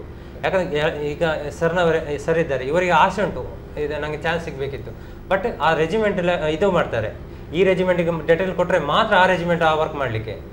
ಅದೇ ನನಗೆ ಹೋಗ್ಲಿಕ್ಕೆ ಚಾನ್ಸ್ ಸಿಕ್ಕಿತ್ತು. ಅದರಿಂದಾಗಿ ಈ ಆಪರೇಷನ್ ಸ್ಟಾರ್, ಆಪರೇಷನ್ ರಕ್ಷಕ, ಆಪರೇಷನ್ ಪರಾಕ್ರಮ 50 years 9 years 8 years ಅಂಥದ್ದು ಮೆಡಲ್ ಎಲ್ಲ ಸಿಗ್ತದೆ. ಅದು ಇದು ಆಪರೇಷನ್ ಇದು ಸಿಗೋದು ನೀವು ಯಾವ ಏರಿಯಾದಲ್ಲಿ ಸರ್ವಿಸ್ ಮಾಡಿದರೆ ಆ ಏರಿಯಾದು ಮಾತ್ರ ಸಿಗೋದು. ಓಕೆ ಶ್ರೀಪಾದ್ ಅವರು, ನಿಮಗೆ ನಿಮ್ಮ ರೆಜಿಮೆಂಟ್ ಬಿಟ್ಟು ಬೇರೆದಲ್ಲಿ ಕೆಲಸ ಮಾಡಬೇಕಿತ್ತು ಅಥವಾ ಮಾಡಬೇಕಿತ್ತು ಅಂದರೆ ಆ ಕನಸು, ಆ ಗುರಿ ಇತ್ತ ಬದಲಾವಣೆ ಮಾಡಬೇಕು ಅಂತ, ಅಥವಾ ನಿಮಗೆ? ನಮ್ಮ ಇನ್ಫೆಂಟ್ರಿ, ನಮ್ಮ ಮಡ್ರಾಸ್ ರೆಜಿಮೆಂಟ್ ಅಂದರೆ ಅದರಲ್ಲಿ ಯಾರೇ ಸರ್ವಿಸ್ ಮಾಡಿದ್ರು ಒಂದು ಸಲ RR ಅಂತ ಇದೆ, ರಾಷ್ಟ್ರೀಯ ರೈಫಲ್ಸ್, ಅದರಲ್ಲಿ ಸರ್ವಿಸ್ ಮಾಡಲೇಬೇಕಾಗ್ತದೆ. ಒಂದು 3 ವರ್ಷ ಅದರಲ್ಲಿ ಮಾಡಿದ್ರೇ ಅನುಭವ ಬರ್ತದೆ. ಅಂದರೆ ಅದರದ್ದು ಎಷ್ಟು ಹೇಗೆ ಟೆರರಿಸ್ಟ್ ಒಟ್ಟಿಗೆ ಅಟ್ಯಾಕ್ ಮಾಡೋದೆಲ್ಲ ಅಲ್ಲಿ ಗೊತ್ತಾಗ್ತದೆ. ನಮ್ಮ ಅಂದರೆ ಯುದ್ಧದಕ್ಕಿಂತ ಅದು ಒಂದು RR ಅಂದರೆ ಭಾಳ ಇದು, ಪ್ರತಿಯೊಂದು ನಮ್ಮ ಒಟ್ಟಿಗೆ ಇರ್ತದೆ, ಬೇರೆ ಯಾರಿಲ್ಲ. ನಮ್ಮ ಫ್ರೆಂಡ್ ಇದ್ದರು ಅವರಷ್ಟಿಗೆ. ಯಾಕೆಂದರೆ ಗನ್, ಬುಲೆಟ್ ಮತ್ತು ನಮ್ಮ ಎಲ್ಲ ಎಕ್ವಿಪ್ಮೆಂಟ್ ನಮ್ಮ ಹತ್ರ ಎನಿ ಟೈಮ್ ರೆಡಿ ಇರ್ತದೆ. ಎಸ್, ಈಗ ಸರ್ಜೆಂಟ್ ರಾಘವೇಂದ್ರ, ತುಂಬ ಜನ ನಮ್ಮ ಕಡೆಯಿಂದ ಅಂದರೆ ನಮ್ಮ ಕರಾವಳಿಯಿಂದ ಇಂಡಿಯನ್ ಏರ್ಫೋರ್ಸ್ಗೆ ಸೇರೋ ಸಂಖ್ಯೆ ಕಡಿಮೆ ಆಗಿದೆ ಅಂದರೆ ನಿಮ್ಗೆ ಅನಿಸ್ತಾ ಉಂಟಾ, ಬೇಸರ ಆಗ್ತಾ ಉಂಟಾ? ಅಥವಾ ಆ ಟೈಮಲ್ಲಿ ನಿಮ್ಮ ಹೇಗಿತ್ತು ಸೇರಬೇಕು ಅಂತ ಕುತೂಹಲ? ಈಗ ಎಲ್ಲ ಇಂಜಿನಿಯರಿಂಗ್ ಅಥವಾ ಮೆಡಿಕಲ್ ಹೀಗೆ ಹೋಗ್ತಾ ಇದ್ದಾರೆ ಅಂತ ಏನಾದರೂ ಬೇಸರ ಇದೆಯಾ? ಅದು ಖಂಡಿತ ಇದೆ. ಯಾಕಂದರೆ ಬೇರೆ ಎಲ್ಲ ರಾಜ್ಯಕ್ಕೆ ಕಂಪೇರ್ ಮಾಡುವಾಗ ನಮ್ಮ ಕರ್ನಾಟಕದನೇ ಕಡಿಮೆ, ಅದರಲ್ಲಿ ಇನ್ನು ದಕ್ಷಿಣ ಕನ್ನಡ ಅಂತೂ ತುಂಬ ಕಡಿಮೆ. ಯಾಕಂದರೆ ಆ ಬಗ್ಗೆ ಯಾರು ಆಲೋಚನೆ ಮಾಡೋದಿಲ್ಲ. ಇನ್ಫ್ಯಾಕ್ಟ್ ನೋಡ್ಲಿಕ್ಕೆ ಹೋದರೆ ಬೇರೆ ಸಿವಿಲ್ ಸರ್ವಿಸಿಂದ ಈಗ ಇಂಜಿನಿಯರ್ ಆಗಿರ್ಬೋದು, ಡಾಕ್ಟರ್ ಆಗಿರ್ಬೋದು, ಬಟ್ ಈ ಡಿಫೆನ್ಸಲ್ಲಿ ಜಾಸ್ತಿ ಇದಿದೆ, ಅವಕಾಶ ಇದೆ ಜಾಸ್ತಿ. ಪ್ರಮೋಷನ್ಸ್ ಕೂಡ ಅಷ್ಟೇ ಫಾಸ್ಟ್ ಇದೆ, ಅರ್ನಿಂಗ್ ಜಾಸ್ತಿ ಇದೆ, ಕಂಫರ್ಟ್ ಲೈಫ್ ಇದೆ. ಬಟ್ ಜನರಿಗೆ ಗೊತ್ತಿಲ್ಲ, ಅದು ಎಲ್ಲ ಇದಕ್ಕೆ ಹೋಗ್ತಾರೆ. In fact defence is the best ಇದು. ಕರೆಕ್ಟ್. ಎಸ್, ಶ್ರೀಪಾದ್ ಅವರೇ, ನಿಮಗೆ ನಿಮ್ಮ ಟೈಮ್ ಮತ್ತು ಈಗ ಆ ಸಂಖ್ಯೆ, ನಿಮ್ಮ ಒಂದು ಆ ಟೈಮ್ ನೀವು ಹೇಳಿದ್ರಿ ನಮಗೆ ಎಲ್ಲೋ ಒಂದು ಗೊತ್ತಿರಲಿಲ್ಲ ಸೇರಬೇಕೆಂತ. ಈಗ ಸ್ವಲ್ಪ ನಾಲೆಜ್ ಎಲ್ಲ ಬಂದಿದೆ ಏನು ಮಾಡ್ಬೋದು ಅಂತ, ಆದರೆ ಸೇರೋ ಸಂಖ್ಯೆ ಕಡಿಮೆ ಆಗ್ತಾ ಉಂಟಂತ ಅನಿಸ್ತಾ ಇದೆ. ಸೇರುವುದರಲ್ಲಿ ಕಡಿಮೆ ಇಲ್ಲ ಸರ್. ಅಂದರೆ ಆ ಟೈಮ್ದಲ್ಲಿ ನಮಗೆ ಒಂದು ಖುಷಿ ಇತ್ತು. ನಮ್ಮ ಮನೆ ರೋಡಿಂದ ಹೋಗುವಾಗ ನಾವು ಒಂದು ಆರ್ಮಿ ಡ್ರೆಸ್ ನೋಡುವಾಗ ಒಂದು ಖುಷಿ ಇತ್ತು, ಮಿಲ್ಟ್ರಿ ಸೇರುವ ಅಂತ. ಅಲ್ಲಿ ನೋಡುವಾಗ ನಾವು ಅಂದರೆ ಆ ಸ್ಟಾರ್ ನೋಡಿ ಹೋಗುದು, ಒಬ್ಬ ಯಂಗ್ ಹುಡುಗ ಸ್ಟಾರ್ ಇಟ್ಟು ಹೋಗುವಾಗ ನಮಗೂ ಅದೇ ಕೆಲಸ ಸಿಗ್ಬೋದು ಅಂತ ನಾವು ಸೇರಿ. ಅದ್ರ ಲಾಸ್ಟ್ ನಾವು ಒಂದು ಇನ್ಫೆಂಟ್ರಿಯಲ್ ಸೋಲ್ಜರ್ ಆಗಿ, ಅಂದರೆ ಒಂದು ಸಿಪಾಯಿ ಥರ ಹೋಗಿ ಅಲ್ಲಿ ಸೇರಿದ್ರು. ಅದು ಎಸ್, ಸಂಖ್ಯೆ ಕಡಿಮೆ ಆಗ್ತಾ ಉಂಟು ಅಂತ ಅನಿಸ್ತಾ ಇದೆ. ಕರಾವಳಿಯಲ್ಲಿ ತುಂಬಾ ಕಡಿಮೆ ಆಗ್ತಾ ಉಂಟು. ಯಾಕೆ ಹೇಳಿದರೆ ಇದಕ್ಕಿಂತ ಮೊದಲು ಸ್ವಲ್ಪ ದಿವಸ ಮುಂಚೆ ನಾನು ಒಂದು ವಾಟ್ಸಪ್ಪಲ್ಲಿ ಎಲ್ಲರಿಗೆ ಮೆಸೇಜ್ ಕಳಿಸಿದ್ದೆ, ಹೀಗೆ ನಮ್ಮ ಸ್ಪೋರ್ಟ್ಸ್ ಕೋಟದಲ್ಲಿ RTR ಇದರಿಂದ ಆರ್ಮಿಗೆ ಸೆಲೆಕ್ಷನ್ ಮಾಡ್ತಾ ಇದ್ದಾರೆ ಅಂತ. ಅದರಲ್ಲಿ ನಮಗೆ ಟೋಟಲ್ 50 ಜನ ತನಕ ಬೇಕಿತ್ತು. ಆದರೆ ನನಗೆ ನಮ್ಮ ಕೆಲವರೆಲ್ಲ ಹೆಲ್ಪ್ ಮಾಡಿದರು. ಸ್ಪೋರ್ಟ್ಸ್ ಕೋಟದಲ್ಲಿ ಸ್ಟೇಟ್ ಲೆವೆಲ್ ಇಲ್ಲದೆ ಡಿಸ್ಟ್ರಿಕ್ಟ್ ಲೆವೆಲ್ ಆಡಿ ಸರ್ಟಿಫಿಕೇಟ್ ಇದ್ದರೆ ಸಾಕಂತ. ಅದರಲ್ಲಿ ನಮ್ಮಲ್ಲಿ 44 ಹುಡುಗರು ಬಂದಿದ್ದರು. ನಮ್ಮ ರಘುರಾಮ್ ಶೆಟ್ಟಿ ಅಂತ, ಅವರು 6 ಮೀಡಿಯಂ ರೆಜಿಮೆಂಟ್ನವರು, ಅವರಿಗೆ ಕೊಂಡೋಗ್ಲಿಕ್ಕಿತ್ತು. ಆಗ ಅವರಿಗೆ ಅಷ್ಟು 44 ಜನ ಬಂದರು. ಕೆಲವರು ಅದರಲ್ಲಿ ಸೆಲೆಕ್ಷನ್ ಆಗುವವರು ಅವರ ಅಷ್ಟು ಆಡೋದ್ರಲ್ಲೆಲ್ಲ ಒಳ್ಳೆ ಇದ್ದರು. ಆದರೆ ಅವರು ಎಟ್ ಎ ಟೈಮ್ ಹೋಗುವ ದಿವಸ ಒಂದು 6 ಜನ ನಾವು ಬರ್ದಿಲ್ಲ ಅಂತ ಹೇಳಿದರು, ನಾವು ಬೇರೆ ಜಾಬ್ ಆಗಿದೆ ಅಂತ. ಅದನ್ನು ನೋಡುವಾಗ ಗೊತ್ತಾಗ್ತದೆ. ಮತ್ತು ಇಲ್ಲಿ ಸೆಲೆಕ್ಷನ್ ಆಗುವಾಗ ಸಹ ನಮ್ಮ ದಕ್ಷಿಣ ಕನ್ನಡ ಇಲ್ಲ, ರ್ಯಾಲಿ ಆದರೆ ಬೇರೆ ಊರಿನವರು ತುಂಬ ಜನ ಬರ್ತಾರೆ. ಸೆಲೆಕ್ಷನ್ ಆಗೋದು ನಮ್ಮ ಮಂಗಳೂರಿನಲ್ಲಿ ಐ ಥಿಂಕ್ ಒಂದು 2 ವರ್ಷದಲ್ಲಿ ಜಾಸ್ತಿ ಹೇಳಿದ್ರು 7-8 ಜನವೇ ಆದದ್ದು, ಅದಕ್ಕಿಂತ ಜಾಸ್ತಿ ಆಗಿಲ್ಲ. ಎಸ್, ನಾವು ಕಾರ್ಯಕ್ರಮದ ಕೊನೆ ಹಂತಕ್ಕೆ ಬರ್ತಿದ್ದೇವೆ. 3 ಜನ ಯೋಧರು ಕೂಡ ಅಂತಿಮವಾಗಿ ಜನರಿಗೆ ಏನು ಹೇಳ್ತಾರಂತ ಸರ್ಜೆಂಟ್ ರಾಘವೇಂದ್ರ ಅವರಿಗೆ ಕೊನೆಯದಾಗಿ ಏನಾದರೂ ಹೇಳಲಿಕ್ಕೆ ಇಷ್ಟಪಡ್ತೀರಿ ಜನರಿಗೆ? ಈ defence force is the respected force. ಯಾರು ಇದಕ್ಕೆ ಬರ್ಬೋದು, ನಾವು ಕಾಯ್ತಾ ಇರ್ತೇವೆ ಯಾರೆಲ್ಲ ಸೇರ್ತಾರೆ ಅಂತೇಳಿ. ನಮ್ಮ ಈ ಅಸೋಸಿಯೇಷನ್ ವತಿಯಿಂದ ನಾವು ಅಲ್ಲಲ್ಲಿ ಹೋಗಿ ಮೋಟಿವೇಶನ್ ಪ್ರೋಗ್ರಾಮ್ ಕೊಡ್ತಾ ಇದ್ದೇವೆ. ಯಾರಿಗಾದರೂ ಅಂಥದ್ದೊಂದು ಮೋಟಿವೇಶನ್ ಇದೆ ಸ್ಕೂಲಲ್ಲಿ ಅಥವಾ ಕಾಲೇಜಲ್ಲಿ ಏನಾದ್ರು ಬೇಕಿದ್ರೆ ನಮ್ಮ ಅಸೋಸಿಯೇಷನ್ ಅಪ್ರೋಚ್ ಮಾಡ್ಬೋದು. ಎಲ್ಲಿ ಉಂಟು ನಿಮ್ಮ ಆಫೀಸ್? ಬಾವುಟಗುಡ್ಡ ಗೇಟ್ ಹತ್ರ ಎಕ್ಸರ್ಸೈಸ್ ಅಸೋಸಿಯೇಷನ್ ಆಫೀಸ್ ಇದೆ, ಸೆಕೆಂಡ್ ಫ್ಲೋರಲ್ಲಿ. ಎವ್ರಿ ಟ್ಯೂಸ್ಡೇ ಅಥವಾ ಸಾಟರ್ಡೇ ಅಲ್ಲಿ ಪರ್ಸನ್ಸ್ ಇರ್ತಾರೆ. ಇನ್ನು ಕ್ಲಿಯರ್ ಆಗಿ ಹೇಳ್ಬೇಕಾದ್ರೆ LOCSಗೆ ಹೋಗುವಂಥ ಎಂಟ್ರೆನ್ಸ್ ಅಲ್ಲಿ ನೀವು ಬಾವುಟಗುಡ್ಡ ಹೋಗುವಾಗ ಅಲ್ಲಿ ಬಾಗ್ಲ ದೊಡ್ಡ ಬಿಲ್ಡಿಂಗ್ ಇದೆ, ಅಲ್ಲಿ ಹೋಗಿ ಒಂದಿಷ್ಟು ಅಲ್ಲಿ ಬೇಕಾದ ಗೈಡೆನ್ಸ್ ಎಲ್ಲ ಕೊಡ್ತಾರೆ. ನಾವು ಹೇಗೆ ಏನು ಮಾಡ್ಬೋದು, ಹೇಗೆ ಸೇರಬೇಕು ಅಂತೇಳಿ. ಶ್ರೀಪಾದವ್ರೆ, ಕೊನೆಯದಾಗಿ ಏನು ಹೇಳ್ತೀರಿ? ಇದು ಡಿಫೆನ್ಸ್ನಲ್ಲಿ ಸೇರಿದ್ರೇ ನಮ್ಮ ಒಂದು ಲೈಫ್ ಸೆಟ್ ಆಗ್ತದೆ. ನನ್ನ ಪ್ರಕಾರ ಪ್ರತಿಯೊಂದು ಇದರಲ್ಲಿ ನಾವು ಒಂದು ಅಂದರೆ ಒಂದು ಕೆಟ್ಟ ವ್ಯಸನದಲ್ಲೂ ದೂರ ಆಗ್ತೇವೆ. ಅಥವಾ ಡಿಫೆನ್ಸ್ ಅಂದರೆ ಒಂದು ಪ್ರತಿಯೊಂದು ಶಿಸ್ತಿಲಿ ಒಂದು ಇದಿದೆ, ಅದು ಆದಷ್ಟು ಎಲ್ಲರೂ ಒಂದು ಡಿಫೆನ್ಸಿಗೆ ಸೇರಬೇಕಂತ ನಾನು ಕೊನೆ ಮಾತು ಹೇಳಿದರೆ, ನನ್ನದು ಪ್ರೊಸೀಜರ್ ಬೇರೆ. ಯಾರಿಗೆ ದೇಶ ಸೇವೆ ಮಾಡಲಿಕ್ಕೆ ಇಷ್ಟ ಇಲ್ಲವೋ ಅವ್ರು ದೇಶದ್ರೋಹ ಸಹ ಮಾಡಬಾರ್ದು. ಅದೇ ನನ್ನದು ಕೊನೆಯ ವಿಷಯ. ಯಾಕೆ ಹೇಳಿದರೆ, ಆ ದೇಶ ಸೇವೆ, ದೇಶವನ್ನು ಉಳಿಸಲಿಕ್ಕೆ, ನಮ್ಮ ದೇಶವನ್ನು ಉಳಿಸಲಿಕ್ಕೆ ಎಷ್ಟೋ ಜನ ದೇಹ ತ್ಯಾಗ ಮಾಡಿದ್ದಾರೆ. ಅವರನ್ನು ಎಣಿಸಿ ಆದರೂ ಸಹ ದೇಶ ಸೇವೆ ಮಾಡಲಿಕ್ಕೆ ಆಗೋದಿಲ್ಲ, ಬೇಡ. ಆದರೆ ದೇಶ ದ್ರೋಹ ಸಹ ಮಾಡಬಾರ್ದು. ಕರೆಕ್ಟ್. ಬಹುಶಃ ಆಂತರಿಕ ಭಯೋತ್ಪಾದನೆ ಅಂತ ನಾವು ಅದನ್ನು ಅನ್ಕೊಳ್ಬೋದು. ಒಳಗಿದ್ದುಕೊಂಡೇ ನಮ್ಮ ದೇಶವನ್ನು ಹೊರಗಿನ ಸೈನಿಕರನ್ನು ಬಹುಶಃ ಎದುರಿಸಬಹುದು. ಆದರೆ ಒಳಗಿರೋರು ಕೆಲವೊಮ್ಮೆ ಮಾಡುವಂಥ ಕುತಂತ್ರಗಳಿಂದಾಗಿ ದೇಶಕ್ಕೆ ತೊಂದರೆ ಆಗತ್ತೆ ಅಂತ ಪ್ರವೀಣ್ ಶೆಟ್ಟಿ ಅವರು ಸೂಚ್ಯವಾಗಿ ಹೇಳ್ತಾ ಇದ್ರು. ಓಕೆ, ಓವರಾಲ್ ಆಗಿ ಒಂದಂತೂ ನಿಜ, ಸಿನಿಮಾದಲ್ಲಿ ನೋಡಿದಷ್ಟು ಸುಲಭವಾಗಿ ಸೈನಿಕರ ಅಥವಾ ಯೋಧರ ಜೀವನ ಇರುವುದಿಲ್ಲ. ಆದರೆ ಭಾರತಾಂಬೆಯ ನೇರವಾಗಿರುವಂಥ ಕರ್ತವ್ಯ ಸೇವೆಯಲ್ಲಿ ತೊಡಗಿಕೊಳ್ಳುವಂಥ ನಿಮಗೆ ಬಯಕೆ, ಇಚ್ಛೆ ಇದ್ದರೆ ಅದು ಅವಕಾಶ ಸಿಗೋದು ಸೈನಿಕರಿಗೆ ಮಾತ್ರ. ನಾವು ಎಷ್ಟಿದ್ರೂ ಕೂಡ ನಾವು ಪರೋಕ್ಷವಾಗಿ ದೇಶಕ್ಕೆ ಸೇವೆ ಮಾಡ್ತಾ ಇದ್ದೀವಿ, ಆದರೆ ಪ್ರತ್ಯಕ್ಷವಾಗಿ ಮತ್ತು ಭಾರತಾಂಬೆಯ ಕಿರೀಟದಲ್ಲಿ ಒಂದು ರತ್ನವಾಗುವಂಥ ಅವಕಾಶ ಸಿಗುವುದು ಯೋಧರಿಗೆ ಮಾತ್ರ. ಅಂಥ ಅವಕಾಶ ಸಿಕ್ಕಿರುವಂಥ 3 ಜನ ಯೋಧರು ಇವತ್ತು ನಮ್ಮೊಂದಿಗಿದ್ದಾರೆ. ಸರ್ಜೆಂಟ್ ರಾಘವೇಂದ್ರ ಭಟ್ ಅವರು, ಶ್ರೀಪಾದ್ ಬಾನವಳಿ ಅವರು ಹಾಗೂ ಪ್ರವೀಣ್ ಶೆಟ್ಟಿ ಅವರು. ಮೂವರಿಗೆ ಕೂಡ ನಮ್ಮ ಟಿವಿಯ ಪರವಾಗಿ ಮತ್ತು ನಮ್ಮೆಲ್ಲ ಕರಾವಳಿ ಕರ್ನಾಟಕದ ಮತ್ತು ಮುಂಬೈ ಮಹಾನಗರದ ವೀಕ್ಷಕರ ಪರವಾಗಿ ಆತ್ಮೀಯವಾಗಿರುವಂಥ ಧನ್ಯವಾದ. ಥ್ಯಾಂಕ್ ಯು ವೆರಿ ಮಚ್ ನೀವು ಬಂದು ಈ ಕಾರ್ಯಕ್ರಮದಲ್ಲಿ ಭಾಗವಹಿಸಕ್ಕಾಗಿ. ಇದು ಇವತ್ತಿನ ಜನಧ್ವನಿ. ನಾಳೆ ರಾತ್ರಿ 7:40 ಜನಧ್ವನಿ ನೇರ ಪ್ರಸಾರದಲ್ಲಿ ಮತ್ತೊಮ್ಮೆ ಭೇಟಿಯಾಗೋಣ. ನಮಸ್ಕಾರ, ಶುಭರಾತ್ರಿ.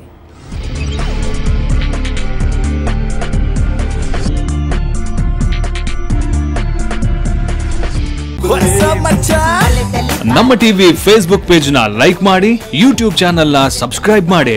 ನಮ್ಮ ಎಲ್ಲಾ ಯೂಟ್ಯೂಬ್ ವಿಡಿಯೋ ಅಪ್ಡೇಟ್ಸ್ಗೆ ಬೆಲ್ ಐಕಾನ್ ಕ್ಲಿಕ್ ಮಾಡಿ.